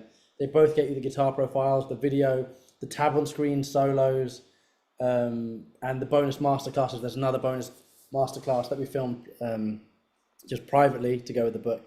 Okay, so And wait, one more thing. And this, I get emails about this all the time. How do I get the extra stuff? Well, usually on about page 4 or 5 at the top of the page, there's a little statement that says to get all the background information, all the videos, all the PDF, I mean, all the extra stuff, click, paste this link. And then what happens is you put that link into your navigation bar and click on it. And then it says, what's your email? Because we're going to send you another link that gets you to this other thing. and Right? actually, what people don't realize, that email is important. Everyone who buys the book, if we do an update, if we grow, add extra material, we will email We've you a done, by the PDF. way. We'll email you a PDF update. Yeah. So yeah, if once you bought the book, you have access to all future versions, which will get emailed out to you. So these questions on YouTube now.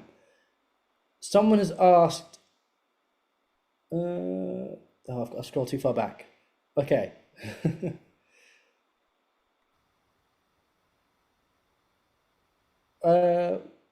When the chords are changing, what's better, to play in the chord you are on or the one you're moving to? Well, that's an interesting question. Think of the chord as a subject that you're discussing. Okay, and think of the moment the chord is about to change as a segue from one subject to another related subject. Okay, so I'm going to look around and I see a mango in the background there. I think it's a mango. So I love mangoes, man. I think mangoes are the greatest fruit ever. Now, a lot of people think they're a little slimy, but I love the flavor of them, and I love cutting them because you can do this cool cutting thing. But the thing about fruit is, there's my segue, that it's good for you and it has lots of vitamins and minerals, and it's a good lift of energy because you need energy to be able to go about your day. So what I just did was I changed chords. I changed from my love of the mango to the usefulness of fruit in your life, and I used a little sentence that tied those two things together. So if I'm going to go from the one chord,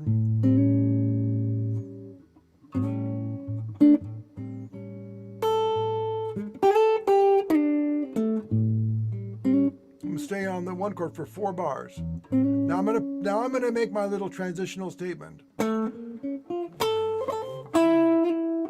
And then I'm going to go to the 4 chord. Now I'm on a different subject, but I used a little something of an A7 flavor to get me to my D7. I happen to use, for those who are keeping score, I used A7 flat 9 sharp 5. A little colorful A7 chord with a little bit of extra tension in it that I then resolved when I went to the D7. So the whole game that we're playing is that when we're about ready to change chords, we can create a little tension that kind of says, hey, over here, we're doing something. And then we do it and everybody's happy. That's my idea. Nice. And likewise, I have this thing I'd say, like, one of the guys in the modern era, probably the main guy that most people think about in the modern era, who used altered tensions and diminished tensions to get from one chord to the next, usually on a turnaround and some in some sort of specific place, is the master Robin Ford.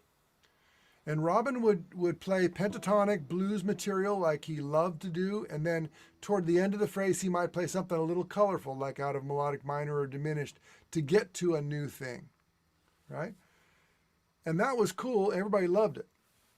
But one thing that happened is some people who really loved it a lot would use it all the time, so they would play it from top to bottom, and all of a sudden it loses its importance because it's not tension anymore. It's just sort of the sound of the whole thing, right? So tension needs resolution. They're a symbiotic relationship, especially if you're trying to tell a story. And so my idea is to use it sparingly, but in exactly the right spot to achieve this this segue from one chord to the next. Awesome. I'm gonna eat those mangoes later, so good thing I left them out and I didn't get them already. I'll have to tell you how to slice them in a really fun way. Okay, yeah, I could do with the help. I sliced my hand last time. Oh gosh. So, someone's asked, could you comment on the value of practicing in time versus out of time, maybe more specifically for beginners and improvisation? Yeah. You can't practice in time until you know what you're trying to play.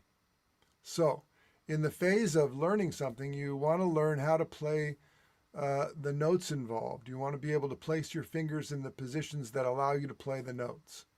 And that might be out of time, right? I got that note, then I have this note, then I have this note, and then I have that note. Sounds like the Jetsons.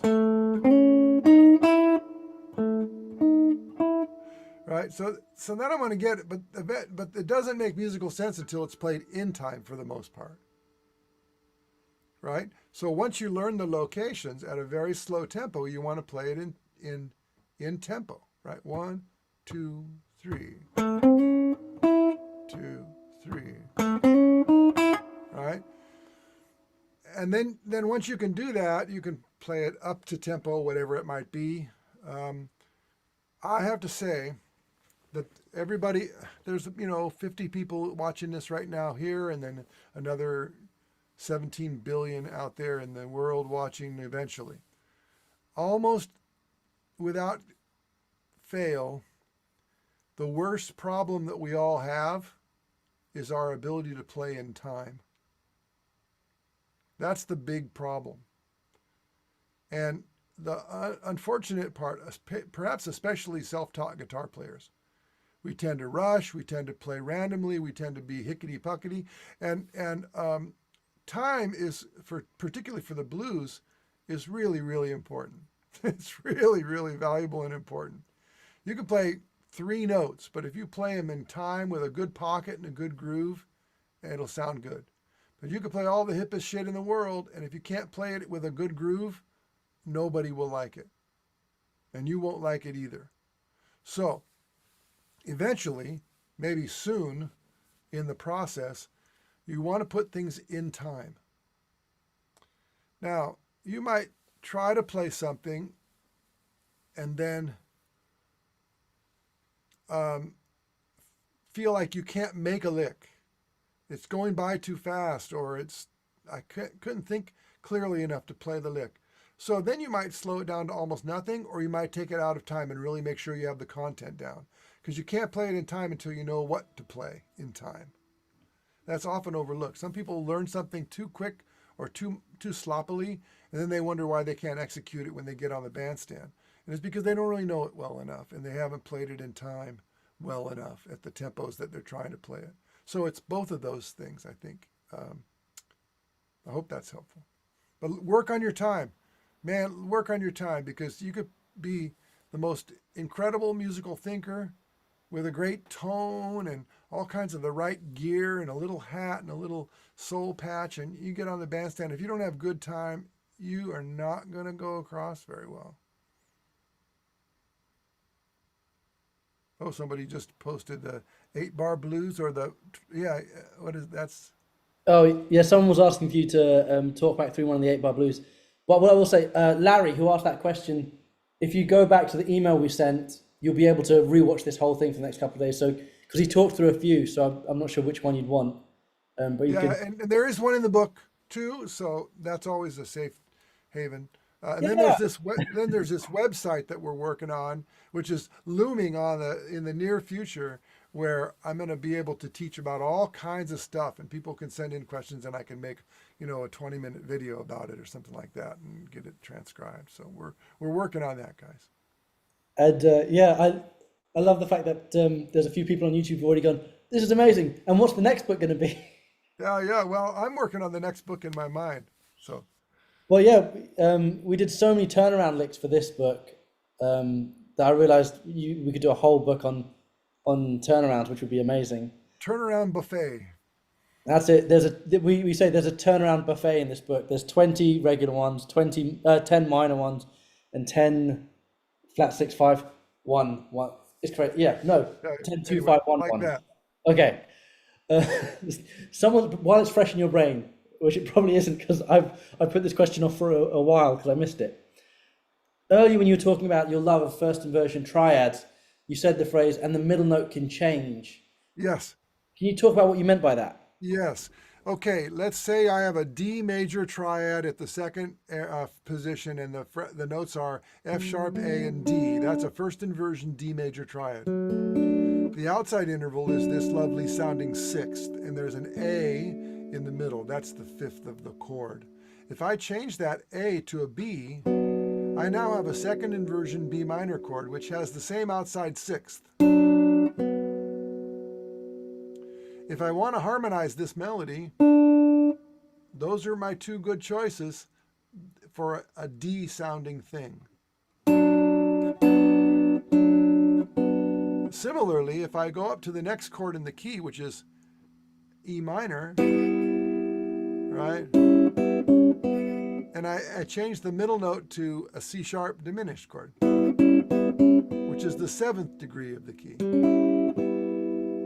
If I go to F sharp minor and I change the middle note up a half step, I go to a D triad, second inversion, D triad.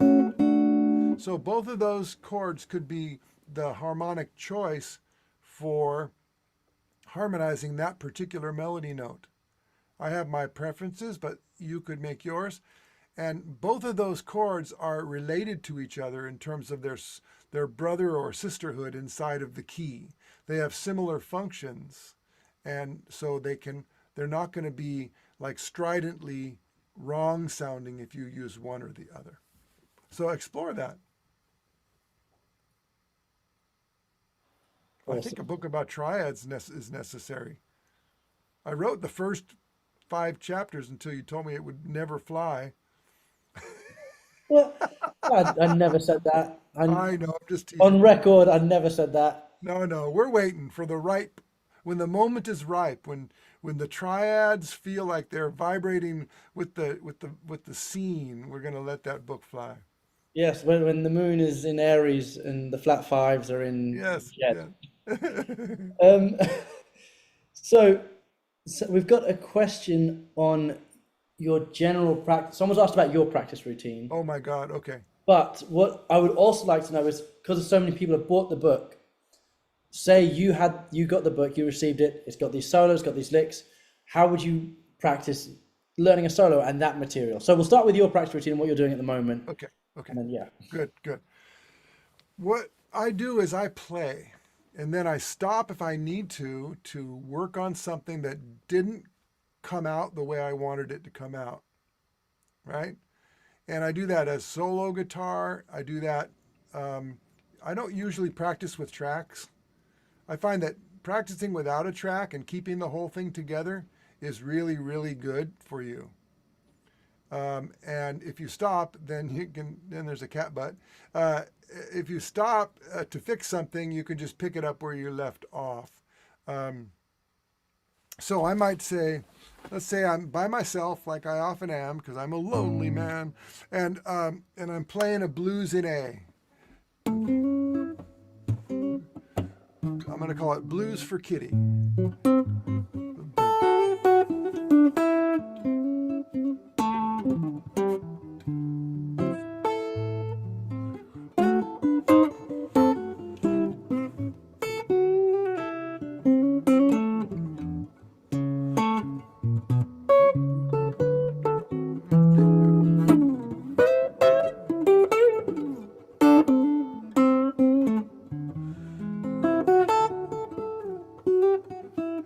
So that's me playing, right, on any given Sunday afternoon. And I do this hour after hour, actually. I want to keep my hands in shape. I want to keep my brain in shape, so I play a lot. But if I'm ever doing that and I imagine something in my mind, so I have a musical idea that I'm going for in my mind, because all of that is happening simultaneously in my mind and under my fingers. Believe it or not. I mean, some people don't believe that. I've heard very good musicians say that is not true. That's bullshit. He's not doing that. But that's how it is. I am imagining the music as I play it. And I'm playing things I know, and I'm playing things I've played perhaps thousands of times before, but I'm putting it together in today's way, If I don't play something, if I play a passage that isn't the same as what I'm imagining that I'm going to play, my fingers go someplace that my brain didn't predict. I'll stop. I'll find out how to play the thing that I was imagining by singing it out or just referencing it again. And I'll also consider that the thing that I played, sort of letting my fingers do the walking, was good anyway, as well. And so I'll just take note of that as well. And then I'll go back, pick up the groove and go back. Just maybe I'd spend 30 seconds clarifying that little moment, and then I continue. And I continue in a way that's like stop and then start again, but pick it up where it's musically correct. I don't just sort of like grind the same, something. And if someone were listening, I would have stopped, fixed, and then continued, rather than just sort of randomly hacking at the thing until I got it right or whatever.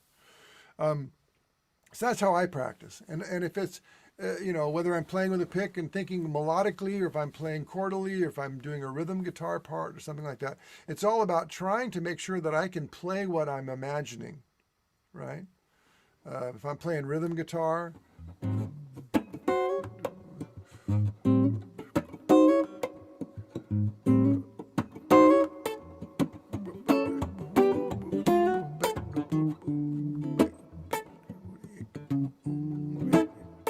I'm thinking of the chord voicings, the melody as it relates to the chord, and also the funkiness of the groove. And if I'm really in it, or if I need to lay it back a little bit or push it forward a little bit or whatever it might be, and all those dead notes and all that junk that I'm playing in there, if they're clean and the whole thing sounds funky. So I'm really listening to myself and trying to get out of the way enough for the music to happen, but also be present enough to fix any little microscopic things that I might be, doing that aren't completely clear or something like that. Now, next question. What's a strategy for working through this book? I would study the first 3 chapters with pretty serious intent, because that's a lot of the stuff in the first 3 chapters is really going to help you, regardless if you learn any new licks or whatever, you will. But there's some principles in the first 3 chapters that I think are really, really powerful, often overlooked and helpful. Then when you get to the performances that are then transcribed with observations and bullet points and things along those lines, what I would do first is I would listen to all of the solos as a listener would. Enjoy them. It's entertaining. They're performances. Dig them, right? Find out which one just makes you want to climb out of your skin, because you can't learn that quick enough. I mean, oh my God, I got to learn how to do that. Whether it's a lick or a chorus or the whole darn thing. Oh my God, that's really good. I like that. That's what I want in my playing. Start with that. It's not necessarily progressive. One isn't necessarily easier than number 2. It's just a different groove. And sometimes the choruses get a little more complicated as you go along. So the first chorus might be have a little more space in it, might be a little more phrasey. And then the next chorus might kind of turn up the heat a little bit. And then the third chorus, most of them have 3 or 4 choruses. The third or fourth chorus might be a little bit more complicated, right? So in the first chorus, I'm thinking, how can I demonstrate this melodic idea? Then the second chorus, okay, how can I elaborate on this melodic idea? Then the third chorus, man, I just say, okay, right, I got to just play what I got to play. I got to be me here, and I'll just do whatever comes to mind. So inside of the lessons, each chapter, there's going to be a kind of progressive range of difficulty, but really start with what moves you, and don't try and go through the book from front to back all the way. And because if you do that, you're probably liable to overlook a lot of stuff, go through it too quickly, And I mean, imagine if your favorite blues record, let's say your favorite blues record was ZZ Top LaGrange, right? If that's, in 1978, you heard that record and it just slayed you. You loved it, right? And imagine that you could buy something that had every solo on the record written out for you, and Billy Gibbons was telling you about what he was thinking when he played it on a video, and you could see everything. You just treat it like that. I'm not trying to equate myself to anybody else, but that's the way I didn't have something like this. None of you had something like this when you were a teenager starting to learn how to play. And now you do.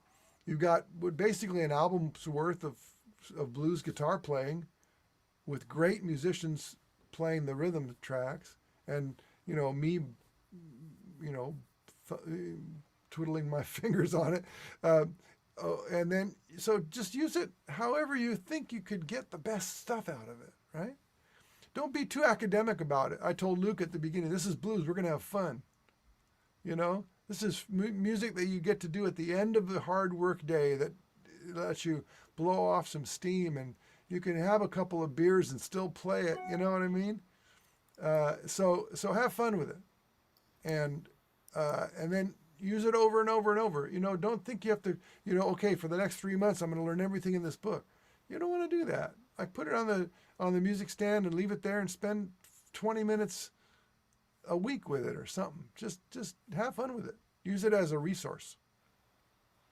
I think anyone who gets it is just going to be so surprised that this alter ego exists. They had no idea, because there is some fiery stuff in there. There's some really quirky, quacky telly stuff. Yeah, it's great.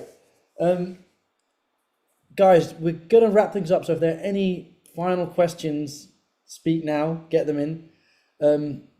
One last question here. You've talked a lot about arpeggio playing and not typically using scale-based playing. When it comes to the blues, do you also use the cliche boxes? Do you use that approach? Yeah, they're foundational. They're underneath. Like, okay, I'll talk about this for a second. Let's look at box number 1 that most people would think of. Right? That's okay. You learn that, you play around. But pretty soon you notice that there's stuff inside of that box that you maybe hear other people doing. There's things that you, hey Gary, take care, man. Thanks for coming and dropping in. There's stuff inside the box. So, we've heard this phrase, breaking out of the box. I think it's better, maybe makes more sense to break into the box, because there's stuff inside of the box that is cool. So for instance, if you're playing an A7, or even hinting at an A7 by playing something like this, sorry, that's the 5th and the 6th and the flat 7th. So it's really A7, and it might be that, might not be that, might be that, anything like that. So any kind of major blues, the tendency is to at least suggest there's a dominant 7th chords on the 1, the 4, and the 5. Okay? But the minor pentatonic scale doesn't have the major third of the A7.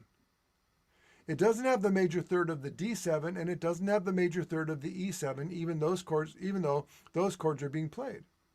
Now, the notes that it does have sound good, and we're used to hearing them. But that's why when I was talking about blues by the numbers, I added in the major third and coupled it up with the flat third, right? So if you just take the box shapes and you find out where the major third of all of the chords in the progression are, where do those things live? The A7 is here, all around there. The D7 is here, and the E7 is here. And also notice that the G natural, not G sharp, but the G natural, sounds great over the 5 chords, so we don't have to worry so much about the 5 chord, because the accidental location of that G note makes it sound hip as well. Not as hip as when you put them both together, though. Right? So find out where those things are and find out where they live inside of the basic 5 pentatonic box positions. Right? The other thing about the pentatonic box positions that is often overlooked is that when you bend a note in the pentatonic box, very often you're bending outside of the box. So if I say this, like B.B. King might, some people say, well, that's major pentatonic because he's playing the sixth and the ninth. But he bends he bends the ninth up to the blue third, which isn't contained in the scale. So what is it then, right? It's too much thinking to complicate your life with, oh, is it major pentatonic or minor pentatonic, and then what are we adding to it or whatever? I just say learn that thing like we have in the book. Learn how to play a dominant seventh arpeggio and then the color. And then orient it all around the shape of that chord so you can get those sounds in a place where you aren't going to lose your place. So we have some stuff in the book about that. Awesome. You already know the minor pentatonic stuff anyway, so use that too. Why throw anything out? That's right. Have we mentioned what the blue third is?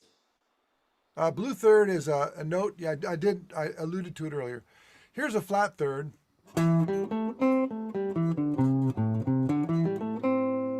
Right? But very often, especially on the one chord and not on the four chord, people like Albert King and B.B. King, Freddie King, all of the Kings, none of whom actually had King as their last name. Maybe B.B. King had it, his actual last name was King. But they'll take this note and go like this.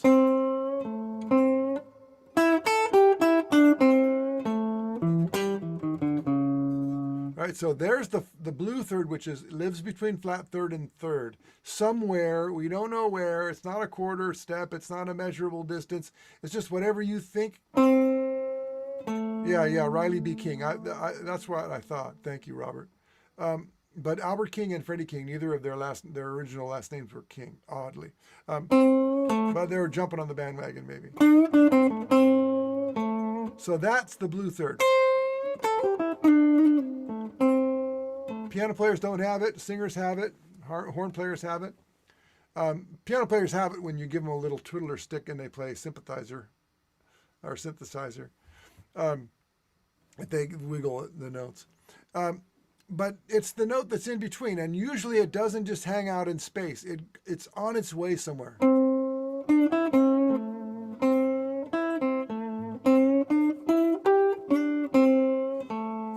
right, you just used it in 3 or 4 different ways there. That's the blue third. That's my name for it. Somebody else might call it something else. Nice. To wrap us up. Yes. Can you give us one? Because everybody's leaving, so we got to wrap it up. This is going to sound like I'm being really mean to put you on the spot, but I know if anyone can do this, it's you. Can you give us one soundbite of information that will improve our blues playing after having heard it? Yeah. Respect it. Learn it as best as you can. Take your time. And feel it. And then it'll be something unique to you, even if you're playing the same 5 or 6 notes as everybody else. You know, and that means guitar tone, how you touch the guitar, how you grab it, whether you strangle it or caress it, or all of the above. This thing is so vibrant and it's so alive that you can do so many things with the vibrating string. Don't forget that. It's not a typewriter. It's not a synthesizer with on and off switches. It's a living, organic thing. You know, it used to be a tree. Still thinks it's a tree some of the time. That was more than a soundbite, but that was perfect. maybe you can make one of those Instagram reels out of it, and we can take over the world with it. Yeah, it's a bit too long for a tattoo. Maybe if I get the whole back done, but yeah, right. That was great. Thank you so much, guys. Do we have time for another vamp? Like yeah, vamp? you want to play a bit? Oh, Yeah. Someone's asked a final question. Any comment on chromaticism in the blues? So maybe you can just give us a chromaticism. Yeah. I'm going to play over a C7 that doesn't go anywhere. So chromaticism is really the subject at hand. Chromaticism is a way to connect the dots between the notes that you that are part of the chord. So if you're playing a C7,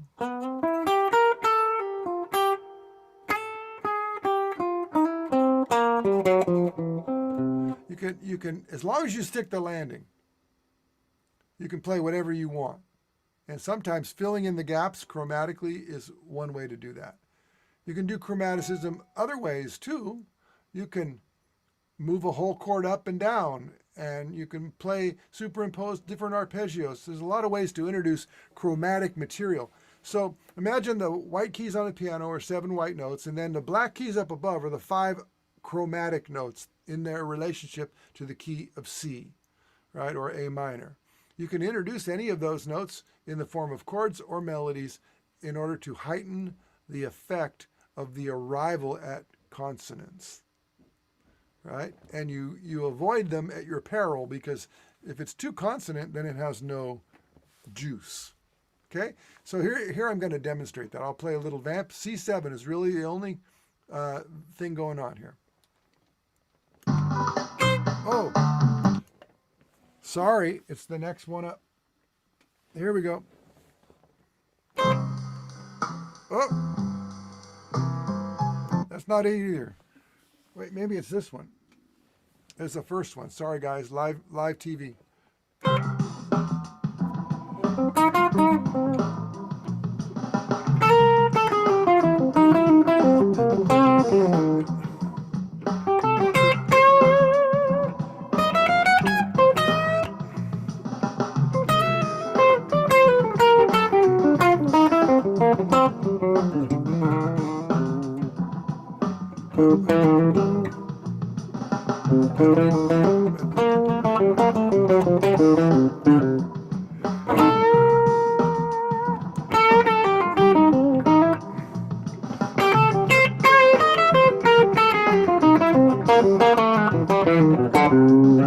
That was pretty chromatic, right?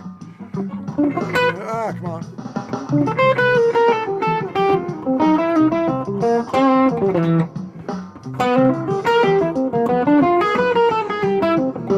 I just jumped out of C, played G7, and came back. It was a little funny, but it worked to get out and then come back in.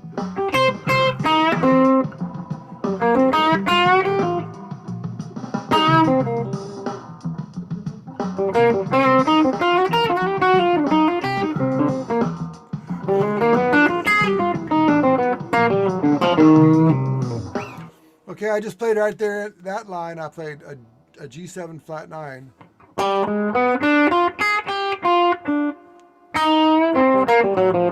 And then back to funky C blues kind of thing. So that's a little bit about chromaticism. That's amazing. And of course, there are full solos in the book of these things, all transcribed for you to learn. So that's what I'm going to do tomorrow. I'm going to go through and steal some of these licks. Some thank yous, guys. You don't have to steal them, Luke. I give them to you for free. Thank you so much. And thank you to everyone who's tuned in. Guys, seeing a few of you that have done the whole length of this. We've gone 2.5 hours. No, man, I got the guy with the cat and everything, man. Cat coming and paying a little bit of attention to us. Here's my kitty sound. I torture my cat like this. Watch. Then he starts looking around. Well, something in here I can kill. So yeah, thank you all for tuning in. Guys on YouTube, thank you all so much as well. Buy the book, buy the book, buy the book. Go buy the book. It'll be out on Amazon tomorrow. If you do buy the book, please leave a review as well, especially that's so helpful. Now it helps me because not because I'm looking for like glory or just to try and trick the algorithm, but the reviews on Amazon are actually a really good chance for me to find out whether we hit the mark or not, whether we made something that's useful and that's actually helpful. And so take advantage of that if you can, if you have time. And that's it. As I said earlier, we'll listen to feedback as well. If you email me, luke@guitarvivo.com, maybe in a year we'll do an updated version. Anyone who's bought the first version will get an email of the updated second edition. So yeah, give us your feedback too. Oh, the cat's come to say goodbye. All right. Kitty. Guys, thank you all so much. Check out the book. The book is Melodic Blues Guitar Soloing, not sophisticated blues soloing. It's Melodic Blues Guitar Soloing. is available in PDF on guitarvivo.com. Use the code 2years, TWO years, to get 30% off. And it'll be on Amazon this week at a lower price at around $20 before going up next week. Anything you want to mention in closing, Tim? Oh, just thank you everybody for your interest in it, in this, and supporting Luke and I in our endeavors. We wouldn't have much fun doing it if there weren't a lot of people who cared about it and wanted to help support the efforts. A little plug: if you're interested in the harmonic side of some of this stuff, and you see me playing little bits and pieces, there's a section in melodic chords improvisation, something like that. What is it called? Melodic jazz guitar chord phrases. Chord phrases. There's a blues section in there. So there's about 5 or 6 or 7 pages full of cool chordal blues ideas that have this melodic thing. And then also the chord dictionary, the melodic jazz guitar chord dictionary, is based on, if you're curious about how this melody and the chords come together, the melodic jazz chord dictionary, if you haven't looked into it, it is organizing chord voicings by their melody notes rather than just randomly by the type of chord it is or something. So you can really zero in on, how do I play a major 7 chord with the 3rd on top, or how do I play a dominant 7th chord with the flat 7 on as the melody note, because we always perceive the top note as the melody note usually. So anyway, this is a plug for the other material. It might help sort of fill in the landscape a little bit. Yeah, we really are releasing the How to Be Tim book. I think it's going to take us about 40 or 45 books. 45 years too. And oh, by the way, Tim, thanks very much for mentioning the Triad book. Now I've got an angry mob saying I have to. Good. Yes, we call this public pressure. Yeah, as you can see, I yield. Guys, thank you all so much. I saw a wonderful comment, someone saying they've had a great time and had fun. I hope you've all had fun, because that's what this is all about. And we'll see you soon.